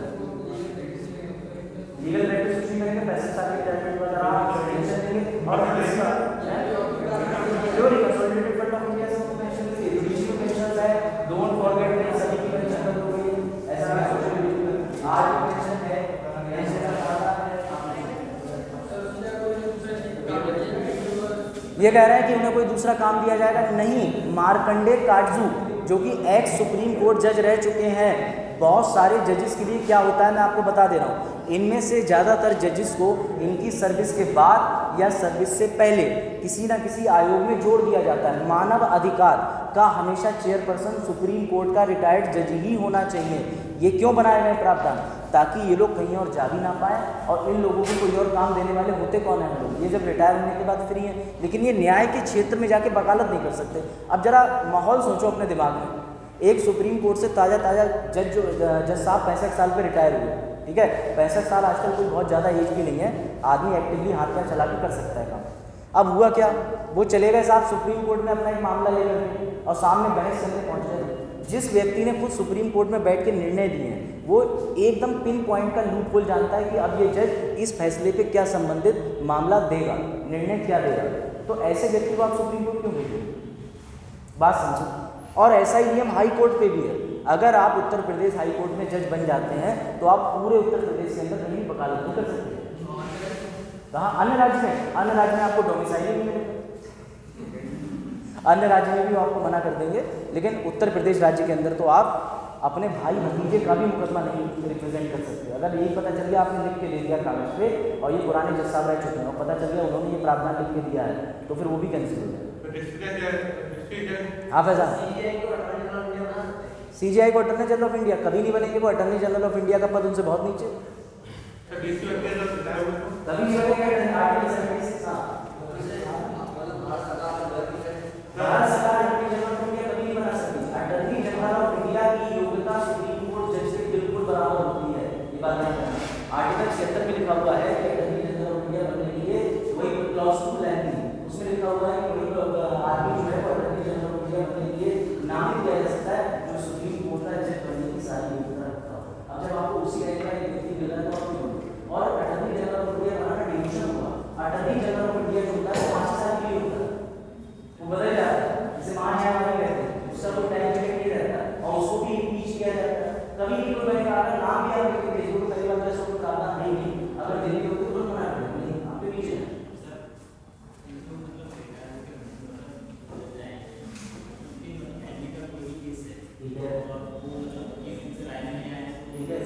देखो ये यूपीएससी का नियम बता रहा हूँ, इनका मतलब ये है कि अगर वो हाई कोर्ट या सुप्रीम कोर्ट के जज रह चुके हैं और उसके बाद उनकी फैमिली का कोई केस है, कोई वकील से राय लेने जाए तो देखो जनरल में वो ना चल। अब आप ही जाकर कोर्ट में बताओ कि तो बड़ी साहब मैं एक्स हाई कोर्ट के जज से राय लेके आया हूँ, राय सबमिट करें या पीडीपी ने आवाज पर कॉलोनी के हाई कोर्ट के जज साहब हैं, उनका नाम आप लिखा हुआ, मैं नाम नहीं जाएगा, ठीक है। तो उनके घर के बाहर एक बोर्ड लिखा हुआ है, उसमें लिखा है कि एक्स हाई कोर्ट जज काफी लोग जानते हैं और जो कई मुस्लिम बच्चे उनके रिलेशन में भी लोग हैं यहाँ क्लास में, तो मैं उनके पास नहीं गया था। तो मैंने सोचा सर रिलेशन में ऐसा ऐसा हाई कोर्ट का किया था, आपकी कैसे नहीं हो कैसे करें, ये जब मुझे लॉ करना था तो उन्होंने कहा बोले हमें तो आपको पकड़ लिया तो मैं चाहता हूँ पास पहली और आखिरी बारी गया था, इसके बाद नहीं गया। एक्चुअली इसमें जुडिशरी की दिक्कत ये कि जब आप जज बनते हैं, हाँ लेटर में नहीं बोलते सही, शाम को 7 बजे को लेटर कर देते हैं, उन्हें अंधेरा पसंद है। मुझे लगा यार पता नहीं क्या सिस्टम है, अपने करियर में कुछ आगे सीखूंगा, लेकिन मुझे पता चला इनको करियर खत्म कर देंगे है। फिर उसके बाद सुप्रीम कोर्ट मेरा एक्सपीरियंस था, मैं आपको रास्ता पहले उसके बाद क्या हुआ कि लॉजिक रूल है कि कभी भी आप हाई कोर्ट या सुप्रीम कोर्ट के जज बनते हैं तो आप मीडिया से और पब्लिक से एक पर्दा आ जाता है जिसे आप मोबाइल नहीं हो सकते, आपके पास लिमिटेशन आ जाती है। क्यों? क्योंकि जज होता है उसके ऊपर इतना स्ट्रिक्ट मैनर रखा जाता है कि अगर वो पब्लिक से भी मिलेगा तो पब्लिक से इन्फ्लुएंस यानी प्रभावित हो सकता है। इसलिए जजेस की लाइफ को लेकर के बहुत ऐसे जजेस हैं जिन्होंने अपनी पर्सनल बुक्स लिखी हैं कि my life was all about isolation. आपने आइसोलेशन वर्ड कोविड के दौरान सुना होगा, अकेले रहना, लेकिन कई ऐसे जजेस हैं जो अकेले बनने का शिकार होता है। पूरे दिन में 1500 पन्नों का जजमेंट जिसे पढ़ने के बाद लिखना है या उसे लिखने के बाद उसका इंटरप्रिटेशन करने के लिए लिखना है, करोड़ों जजमेंट्स होते हैं दिन भर लिखने के बाद। वही लाइफ होती है, ऑफिस से होते ऑफिस और घर आप इस नहीं पता चलता, वो अपना बैठे रहते हैं जजमेंट लिखते रहते हैं सारे, इतने जजमेंट लिखने के बाद फिर कोई काम होता है तो उनकी लाइफ एलिगेशन में चल जाती है। सुप्रीम कोर्ट का जजमेंट का मतलब यही आप सकते हो कि आप हमारा नहीं रहते हो, आपका घर बनेगा कुछ नहीं। इसलिए आप अपनी सुप्रीम कोर्ट के किसी जज को कॉमन मार्केट में कॉमन कहीं भी निकलते हुए देखते हो नहीं, उनके लिए पब्लिक प्लेसेस आर लाइक हमें निकलना ही नहीं, इस तरीके की चीज़ें हो जाती है। इसलिए जब 4 जजेस केस हुआ था, 4 जजेस केस ही वाला नहीं, 4 जजेस के जस्टिस चंद्रशेखर, रंजन गोगोई, ये सब लोग मीडिया के सामने रूबरू हो गए थे और इन्होंने जस्टिस दीपक मिश्रा जी पे आरोप लगाए थे, मुख्य न्यायाधीश को, कि ये तो हमें कोई काम देते ही नहीं, अपनी मर्जी के हिसाब से चलाते हैं। तो उनके एलिगेशन पे लोगों ने ये कहा कि आपको दिक्कत है, आप तो न्याय पालिका हो, जब आपको ही भय हो गया है कि हमारे साथ पक्षपात हो रहा है तो लोगों को आप कैसे न्याय दिलाओगे। और दूसरा एलिगेशन उनके जो पुराने भूतपूर्व जज थे उन्होंने ये कहा कि कुछ भी हो जाता है तुम्हें मीडिया के सामने नहीं आना, तुमने जुडिशरी का प्रोटोकॉल तोड़ दिया। और एक वर्ड एक शब्द है ये बोला गया था, अब तो ये इम्पोर्टेंट नहीं है, करंट अफेयर में था उस समय, मास्टर ऑफ रोस्टर, ये चीफ जस्टिस ऑफ इंडिया को बोला जाता है। इसको बोलते हैं master of roster. Master of roster का मतलब ये होता है कि चीफ जस्टिस ऑफ इंडिया का काम होता है कौन से जज को कौन सा केस देना है, किस जज को कहाँ बैठाना है। जस्टिस रंजन गोगोई और चिदम्बरेश्वर साहब की यही दिक्कत थी। दिक्कत ये थी, वो ये कहते थे कि ये अपने फेवरेट जजेस को मैटर दे देते हैं और वो मैटर इसलिए दे देते हैं कि करप्शन हो जाए। सीधे सीधे चीफ जस्टिस ऑफ इंडिया पे आके लगाया और बोले जो कि गलत है कि हम योग्य नहीं है। भाई साहब तुम योग बोल, लेकिन लाला तुम एक बार ये तो देख लीजिए कि तुम सुप्रीम कोर्ट के जज हो, मास्टर ऑफ रोस्टर है, वो प्रशासनिक हेड है, वही तो उनका अधिकार है कि वो जिससे चाहे उसे दे सकते हैं केस। आप कौन होते हो कहने वाले? अगर ये आपके परिवार की बात थी आप उनसे डायरेक्टली बैठ के बात कर लेते। आप बनने आ गए हीरो मीडिया के सामने, और वो हीरो नहीं, वो जो स्टंट था। मैं क्रिटिसाइज कर रहा हूँ जुडिशरी को, समझो ये फिर से एक तरीके की बगावत थी कि सर एनजेसी को जिंदा करो। हम ऐसा चीफ जस्टिस ऑफ इंडिया बना रहे हैं जो अपने मतलब की चीज़ें निकाल रहा है, जबकि चिदम्बरेश्वर साहब का कहना था हम क्या कम योग्य हैं। यानी कहने का मतलब ये कि जो FN रे वाला इंसिडेंट हुआ था वही दोबारा करें। अगर चिदम्बरेश्वर साहब को बना के बैठा दिया जाए चीफ जस्टिस ऑफ इंडिया तो वो इस तरीके के पक्षपात नहीं करेंगे। तो ये चीज़ें उनको शोभा नहीं देती कि वो आकर मीडिया के सामने रूबरू हो जाए और ये सारी चीज़ें कहते हैं, उनको बड़ा क्रिटिसाइज किया जाए। चलो वापस आ जाओ, ये समझ गए 22 वाला एंगल, इसको मिटा दें।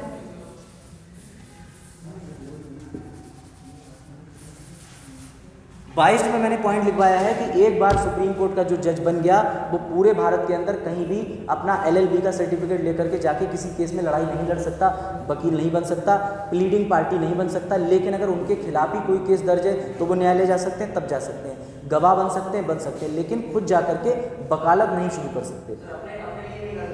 नहीं, मैंने अभी यही तो बताया। अपने लिए का मतलब ये है कि अगर उन पे भी केस चल रहा है तो अगर वो किसी केस में गवाह है या उनके ऊपर मुकदमा है, आरोपी के तौर पे बुलाए गए तब अलग की बात है। लेकिन अपना केस लड़ने का अधिकार तब तक नहीं है जब तक सारे वकील ये लिखित में ना दे दे कि मैं ये केस लड़ूंगा। ये रूल है। यही तो हुआ था रुस्तम वाले में, सबने कह दिया नहीं देंगे नहीं देंगे नहीं देंगे, ठीक है, पिक्चर में जो दिखाया गया था। फिर अक्षय कुमार जो है LLB बन गए, फिर जॉली LLB की पिक्चरें आ गई। तो he has a bright career and a good mind now fearless. अब ये सोचो जुडिशरी फियरलेस कैसे? पहला समझ गए जुडिशरी बाइसनेस क्यों नहीं कर सकती? सामने जो भी व्यक्ति आया उससे भविष्य के लिए उसको कोई भी फायदा नहीं सोचना है। हमारी जुडिशरी फियरलेस ऐसे, दो तरीके से आदमी फियरलेस होता है, जब उसके पास पैसा ज़्यादा होता है और जब उसके पास जॉब सिक्योरिटी होती है। हमारी न्यायपालिका की सैलरी का एक नियम है, ठीक है, इसको बोलते हैं सैलरी पर्क्स और अलाउंस, SAP। यहाँ पे जो SAP मिलती है सुप्रीम कोर्ट के जजेस को, उसका एक फिक्स रूल है। कभी भी दुनिया में किसी की सैलरी घटाई जा सकती है, बढ़ाई जा सकती है, लेकिन सुप्रीम कोर्ट का स्पष्ट रूल है कि कभी भी जजेस की सैलरी डिग्रेड नहीं करी जाएगी, हमेशा बढ़ाई जाएगी। ये नियम है सुप्रीम कोर्ट के जजेस। तो उनको जॉब सिक्योरिटी है, मान लो कि 2,500 मिला है तो उनको पता है बढ़ेंगे घटेंगे। आमतौर पर सभी को बढ़ते हैं घटते हैं, लेकिन देश में अगर कोई ऐसा नया लॉ आ जाए, नया रूल आ जाए जिसमें कहा जाए कि सुप्रीम कोर्ट के जजेस करना नहीं कर सकते। सिंपल। तो ये हो गया फियरलेस। अब दूसरा समझो,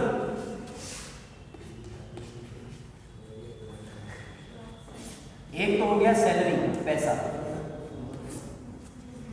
एक पावर बहुत बड़ी है जुडिशरी के पास जिसको कहते हैं कंटेम्प्ट ऑफ कोर्ट, जिसको कहते हैं कंटेम्प्ट ऑफ कोर्ट। वो बहुत बड़ी पावर है। जो कंटेम्प्ट ऑफ कोर्ट की पावर है वो बड़ा इंटरेस्टिंग है।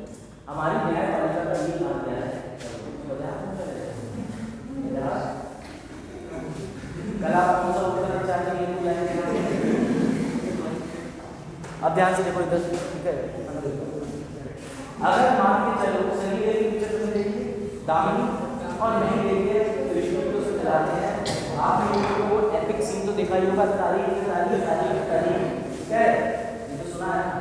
जैसा न्याय हो गया क्या हो गया, तारीख तारीख मिल रही है। और कई बार आपने फिल्म में ऐसा देखा है कि कोई महिला भागती हुई है दरवाजा खोल के, जब साहब पहले कोई बात सुने, ये न्याय बिल्कुल ये साहब ऐसे देखा था ना, पूरी बोल बड़ी साहब बोल रहे हैं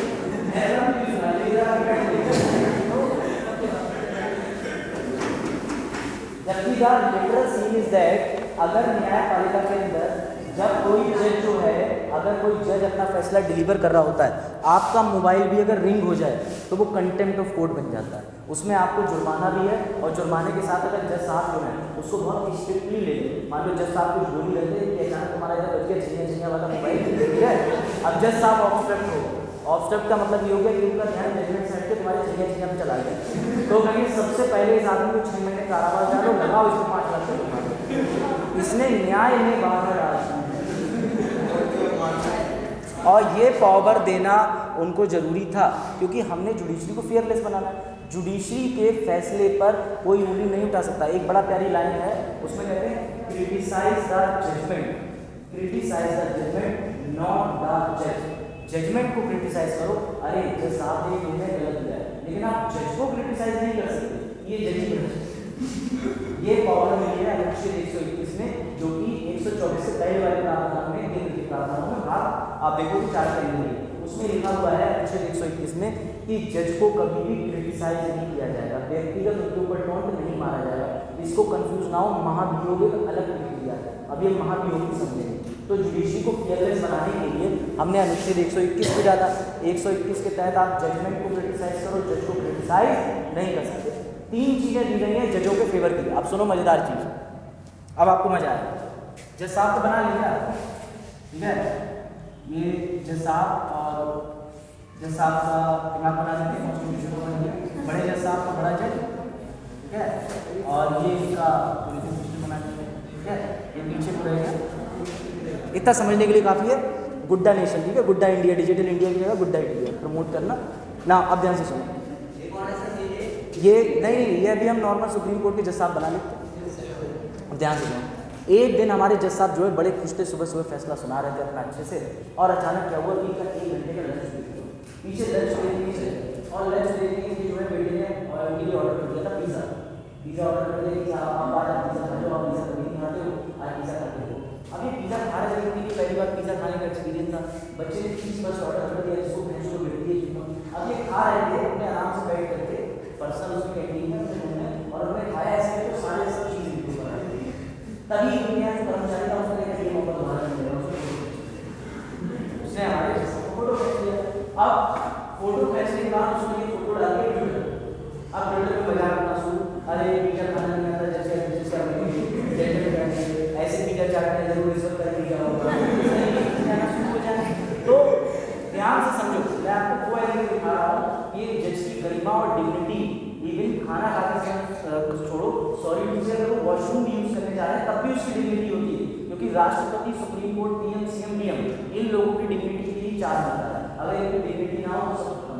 अब सोचो आपके डीएम साहब आते हैं और आराम से बैठ के ऐसे खड़े जाते हैं, बिहार के राष्ट्रपति और सुना बिहार पहले टूर दिलवाते हैं, तो आप भी क्या सोच रहे हैं, ये क्या डीएम साहब वाला सिस्टम है। तो इस तरीके की जितनी भी चीज़ें होती हैं उसको आप समझो। नाउ अंडरस्टैंड, अब ध्यान रखिए, इससे कहने का मतलब है सुप्रीम कोर्ट के जज की गरिमा होती है। अब हुआ कि एक क्या कहते हैं जज साहब के राज्य का राजा भूषण का नाम था अरुण, जिन्होंने इनका फोटो ट्विटर पर वायरल कर दिया था बाइक के साथ, भूषण साहब थे, ठीक है, राजीव भूषण साहब थे, एक सुप्रीम कोर्ट के लॉयर, ठीक है, वो लॉयर कम एक्टिविस्ट जाता है, वो सुप्रीम कोर्ट के जजमेंट, सुप्रीम कोर्ट सभी को क्रिटिसाइज करते रहते हैं, आज सुप्रीम कोर्ट ने ये कह दिया, ऐसा नहीं, ऐसा होना चाहिए था।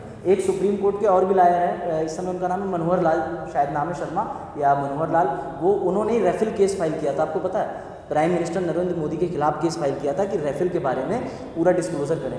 तो कई बार ये जो लोग होते हैं ना, इनको अधिकार इतने ज़्यादा मिले होते हैं कि अपने अधिकारियों को फ़ायदा थोड़ा गलत उठाए जाते हैं।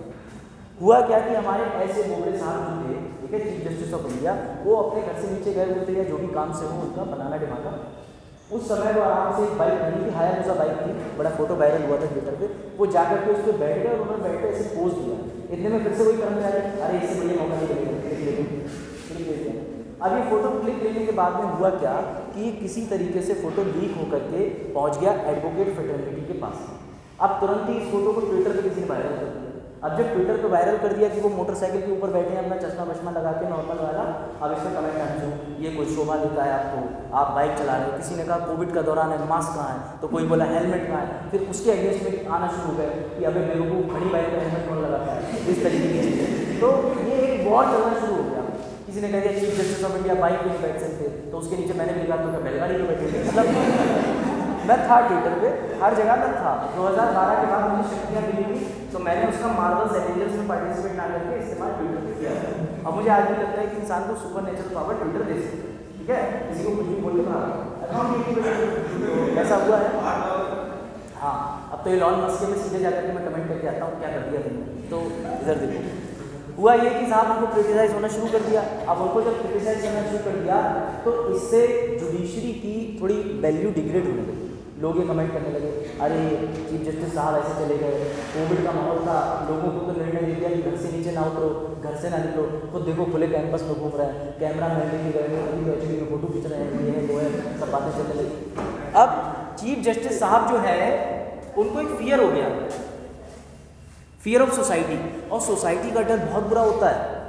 निर्भया कांड का जजमेंट जल्दी आया, वो जल्दी इसीलिए आ पाया, सब कुछ ऐसा हो पाया कि जुडिशरी में पूरा रिवोल्यूशन आ गया, पूरा नया लॉ ही लिख दिया गया, क्योंकि सोसाइटी में जल्दी का मतलब ये है कि आप क्या उम्मीद कर रहे थे कि 2012 में अगर ये इंसिडेंट हुआ तो ये 5-10 साल के अंदर आ जाना था, ये पता नहीं कितने साल चलना था। अभी हाल ही में तो आप सोचिए कि राजीव गांधी एसोसिएशन बना कितने साल में आया था, 2012 में। अभी लेटेस्टली हम लोगों ने जब पॉलिटिकल क्लास शुरू करी लास्ट ईयर आया था, लेकिन आप ये समझो कि लॉ के अंदर जो परिवर्तन थे वो बहुत तेजी से हुआ है। हालांकि फैसले के लिए तो जजेस ने तुरंत ही निर्णय दे दिया था, लेकिन जो जुबिनाइल वाला मामला था वो फंस गया था। खैर करा, अब हुआ कि जो सुप्रीम कोर्ट के जजेस ऑफ इंडिया थे उनके माइंड में क्लियर आ गया कि इस जुडिशरी की पोजीशन डिग्रेड हुई, तो उन्होंने क्या करा, तुरंत ही हमारे भूषण साहब को तलब कर दिया, उन्हें कंटेम्प्ट ऑफ कोर्ट का नोटिस भेज दिया गया। तो सर ये कोर्ट की अवहेलना क्या होती है, ये कोर्ट की अवहेलना का अधिकार जजों को मिला।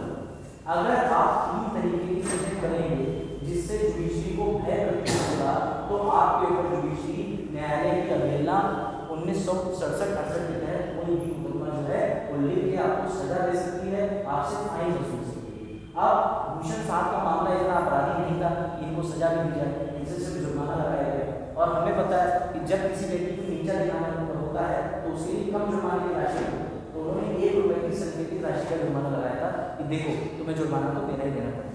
लेकिन इसमें भी हमारे भूषण साहब ऑफर कर रहे हैं, मैं किसी ने पुरस्कार आ चुके हैं, साला 1 रुपये जुर्माना दूंगा, लेकिन मैं अपनी गलती नहीं मानूंगा। ठीक है, बाद में उन्होंने जुर्माने की रकम जमा करने के लिए मांग रहे थे, जो भी रहा हो तो उसको समझो। जुडिशरी को फियरलेस बनाने के लिए हमने 3 चीज़ें दी। सबसे पहला, जुडिशरी के कार्य में आप बाधा नहीं डाल सकते। जुडिशरी के किसी भी जजमेंट को, किसी भी चीज़ की आप अवहेलना नहीं कर सकते। जैसे अगर सुप्रीम कोर्ट के अपने जजमेंट में कोई बात लिख दी है और वो लागू होनी, जैसे सुप्रीम कोर्ट ने कह दिया है कि एक्सीडेंट के केसेस में जो भी पहला व्यक्ति उसको उठा के अस्पताल ले जाएगा उस पर कोई जांच इंक्वायरी नहीं होगी, फर्स्ट एड दी जाएगी, पैसे ना होने की वजह से इमरजेंसी में एडमिट करने की भी समस्या नहीं आएगी, आप एडमिट कर सकते हो। अगर कोई भी डॉक्टर इस बात को मना कर देता है तो ये क्या हो जाएगा, ये हमारी जुडिशरी के रूल के खिलाफ अवहेलना हो जाएगी, उसको एडमिट करना ही करना पड़ेगा किसी भी हाल में, वरना आप सुप्रीम कोर्ट में कल को केस ले जाओगे तो इसके परिणाम उसको बहुत बुरे देखने को मिल सकते हैं। तो जुडिशरी को डिफरेंट पावर दी। पहला पावर दी कि कोई भी काम में बाधा डाले, कंटेम्प्ट लगा दो, जुडिशरी की पोजीशन कोई भी डिग्रेड नहीं कर सकता। तीसरी, जुडिशरी को फेयरलेस बनाने की शक्ति दी है 142। जुडिशरी स्वतंत्र है, जुडिशरी अपने निर्णय में पूर्ण न्याय के नाम पे कुछ भी जजमेंट में डिलीवर कर सकती है। अगर ये तीनों चीज़ें नहीं डाली जाती तो हमारी जुडिशरी फियरलेस नहीं बन पाती। ये बात आई समझ में। तीसरा ये अनुच्छेद 142 लिख लो कि जुडिशरी को पावर दी है कि वो कोई भी ऐसा ऑर्डर, कोई भी ऐसा जजमेंट, कोई भी ऐसी डिक्री पास कर सकती है और उसको नाम दे दी कंप्लीट जस्टिस। इसका उदाहरण दूँ, बड़ा बढ़िया उदाहरण। अब आज जाके 125 पढ़ोगे बेयर से तो मजा आएगा, समझ में आएगा। अब ध्यान से समझो, आधार केस में के Puttaswamy versus union of India case में हमने सिर्फ सुप्रीम कोर्ट से ये पूछा था कि क्या आधार का केस संवैधानिक केस है या नहीं, क्या इसको हम सुप्रीम कोर्ट में दर्ज कर सकते हैं या नहीं। पर सुप्रीम कोर्ट में अनुच्छेद 21 के अंदर निष्ठा का अधिकार, डाटा प्राइवेसी, उभयलिंगी यानी कि मेल फीमेल ट्रांसजेंडर को भी इस पर दिखाया जाएगा, बायोमेट्रिक कैसे यूज़ करे जाएंगे, आधार कहाँ कहाँ लागू होगा, कौन सी बैंक में इस्तेमाल होगा, ये सब दे दिया। अरे सर, हमने तो सुप्रीम कोर्ट से इतना पूछा था कि क्या हम आधार का केस तुम्हारे पास फाइल कर भी सकते हैं, नहीं कर सकते, लेकिन सुप्रीम कोर्ट ने इतनी सारी चीज़ें दे दी। इसका मतलब क्या है, बताओ कौन बताएगा। तो फिनिश करते हैं, कौन बताएगा इसका क्या अर्थ है कि सर हम पूछते हैं ये बताओ सुप्रीम कोर्ट में जाके कि मोहित की नानी कौन है, वो कहता है मामा ये है, पापा ये है, चाचा ये है, उसका भैया ये, उसकी नानी की बहन भी ये है, तो ये भी इसकी नानी है। तो ऐसा सुप्रीम कोर्ट क्यों करता है, कभी जानते हो? सुप्रीम कोर्ट कहता है कि जस्टिस को नापा तोला नहीं जा सकता, जस्टिस जस्टिस होता है। अगर एक चीज़ सही है तो वो 50 तरीके से सही सिद्ध करी जा सकती है, लेकिन एक चीज़ गलत है तो वो किसी तरीके से सही सिद्ध नहीं करी जा सकती।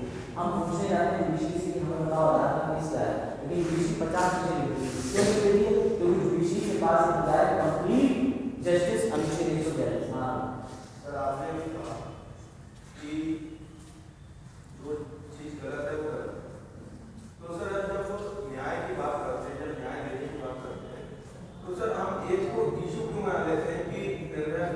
जैसे कि हमने देखा ये आरोपी कार वाले, सर जो चीज गलत है वो गलत है, तो सर उसको फैसला देने में इतनी देरी क्यों हुई?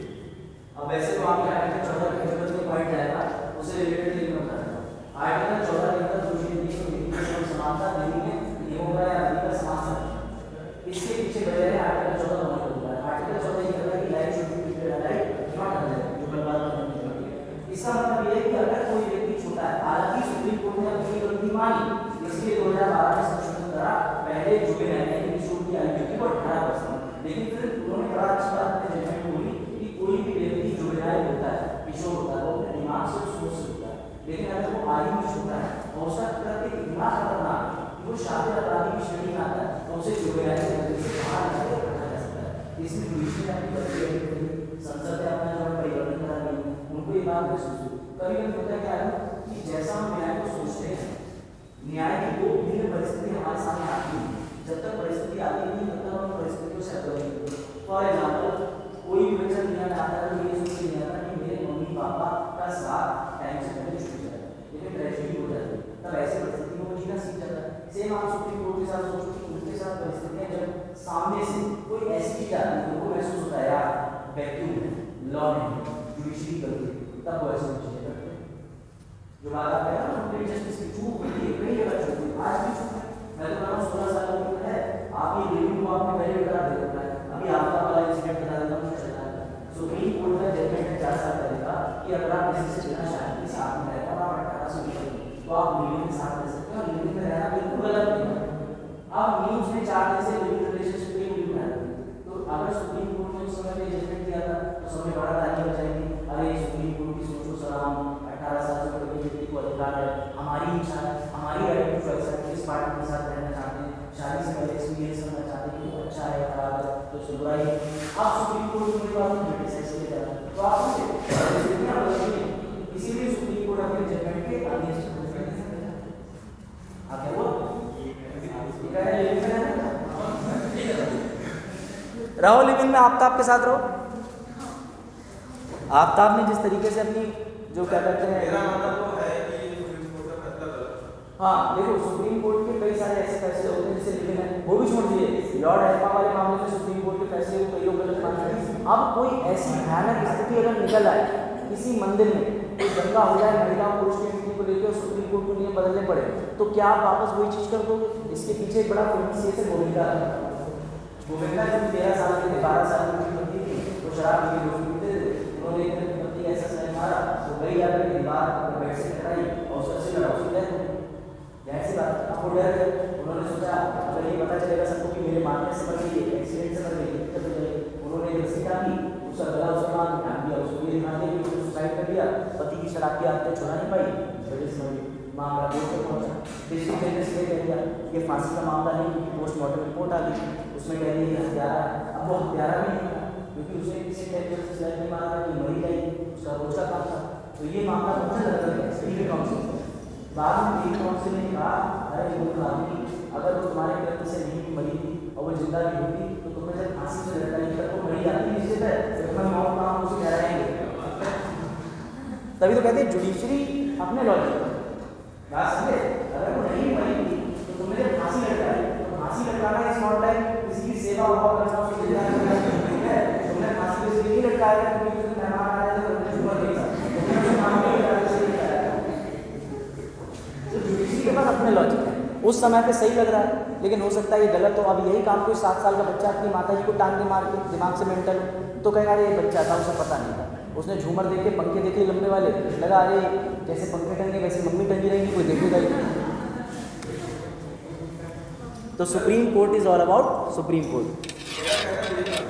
हाँ कि कोई भी जैसे बच्चे होते हैं कि उनको छूट मिल जाती है 15 साल 18 साल तक 17 साल,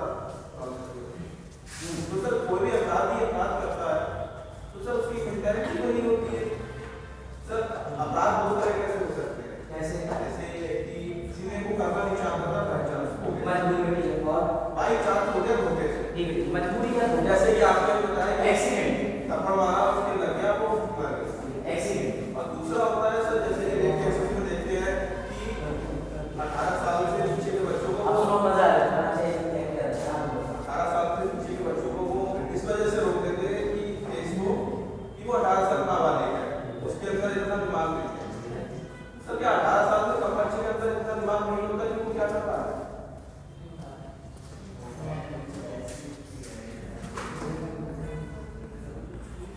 बीएड वाले कितने हैं? बीएड वाले हाथ खड़ा करो, बीएड का टेस्ट हो जाए, क्योंकि मैं भी बीएड वाला हूँ, मैंने बीएड कर रखा है। आओ आज बीएड वालों से पूछते हैं। एक है ब्लूम टैक्सोनॉमी थ्योरी, पढ़ी है? ब्लूम टैक्सोनॉमी थ्योरी पढ़ी है? आप कहेंगे अरे सर ये तो हमने सिलेबस में ही नहीं पढ़ा। ज़्यादा नहीं, अभी 19 का ही पास आउट हूँ मैं भी बीएड का। आज आपके सीडीपी का टेस्ट लेता हूँ, ठीक है? ब्लूम टैक्सोनॉमी, सब बीएड वाले हैं? चलो, बीएड में एक विषय है बाल विकास एवं मनोविज्ञान, ठीक है? Child development and pedagogy. ये जो पेडागोजी विषय आता है, इसमें अरुण यही बात देखी जाती है कि बच्चे की आयु के हिसाब से उसकी कौन कौन सी क्रिया प्रतिक्रिया में बदल रही है। जैसे उसमें 5 अवस्थाएं हैं, गर्भावस्था, शिशुअवस्था, किशोरावस्था, वृद्धावस्था, यही सब है ना? हाँ ठीक है। अरे बीएड नहीं पढ़ के आया हूँ घर से, याद रहता है सब। चलो, तो अलग अलग अवस्थाएं हैं। सीडीपी में यही चेक होता है कि बच्चा कौन सी आयु पे कौन सी मोटर एक्टिविटी करता है। अब आता है रिपोर्ट। हमारे पास बाल विकास मंत्रालय, बाल विकास के अलग अलग डिपार्टमेंट हैं। उन्होंने जब अपनी रिपोर्ट आज़ाद भारत में सबमिट करी थी, तो जो आपके दिमाग में डाउट है वो था उनके पास। उन्होंने कहा कि हम क्या एज सेट करें। आप कह सकते हो कि उस समय पे उन्होंने जो मिनिमम एज बनाई वो बायोलॉजिकली मेडिकल एड की एक सुझाई हुई आयु है, उसमें परिवर्तन हो सकता है, जो बात आप कह रहे हो। लेकिन अभी हाल ही में किसी भी बच्चे को 16 साल से नीचे अगर हम ले जाएंगे तो बायोलॉजिकली उसकी जुवेनिलिटी खत्म करना होगा।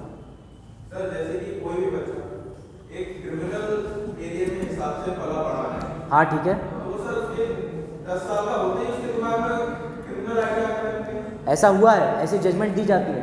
मैं बताऊं आपको इसके पीछे निर्णय। लेकिन पता क्या आ रहा हूँ, खून या हत्या एक ऐसी अपराध है, अगर कोई छोटा बच्चा है 10 साल का तो पहली बार में तो उसे छूट दी जाती है। लेकिन अगर वो सोचो दूसरी हत्या करके दोबारा आ गया, तब उसको छूट नहीं दी जाती, तब जुवेनिलिटी एक तरफ रख दी जाती है। ये देखा जाता है कि ये तो पेशेवर बन रहा है।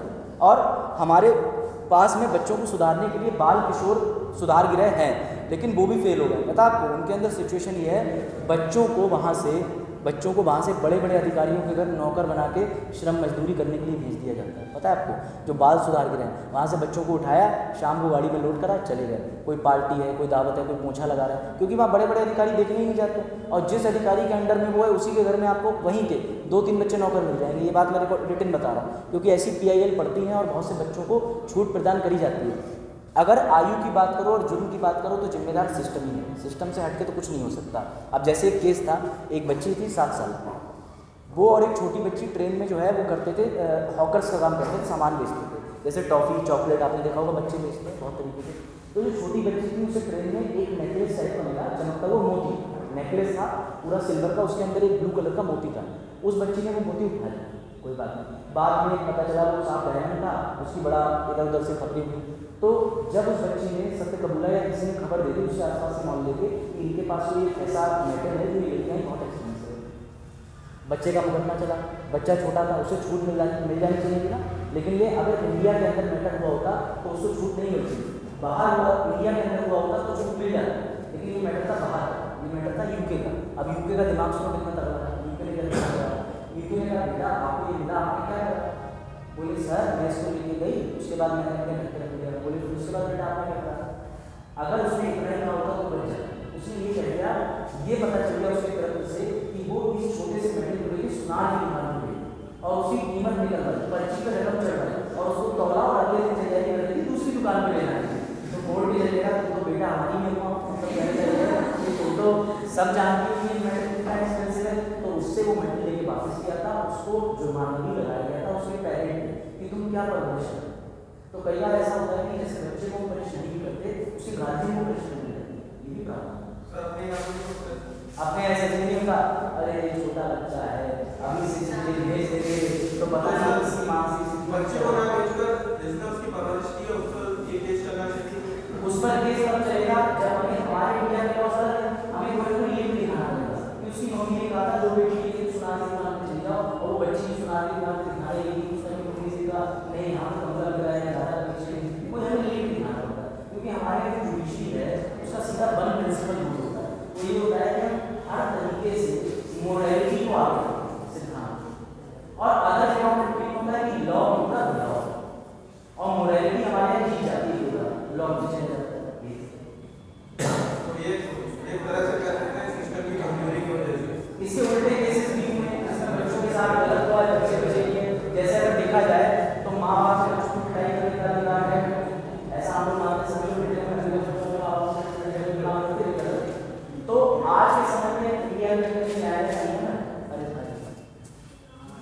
हाँ हो गया सर, ठीक है।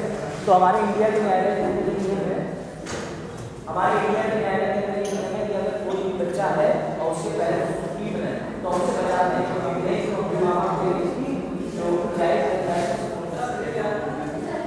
प्रेजेंट ये है कि आज नहीं 16 तारीख वाली कुछ अभी प्रेजेंट है सर को प्रेजेंट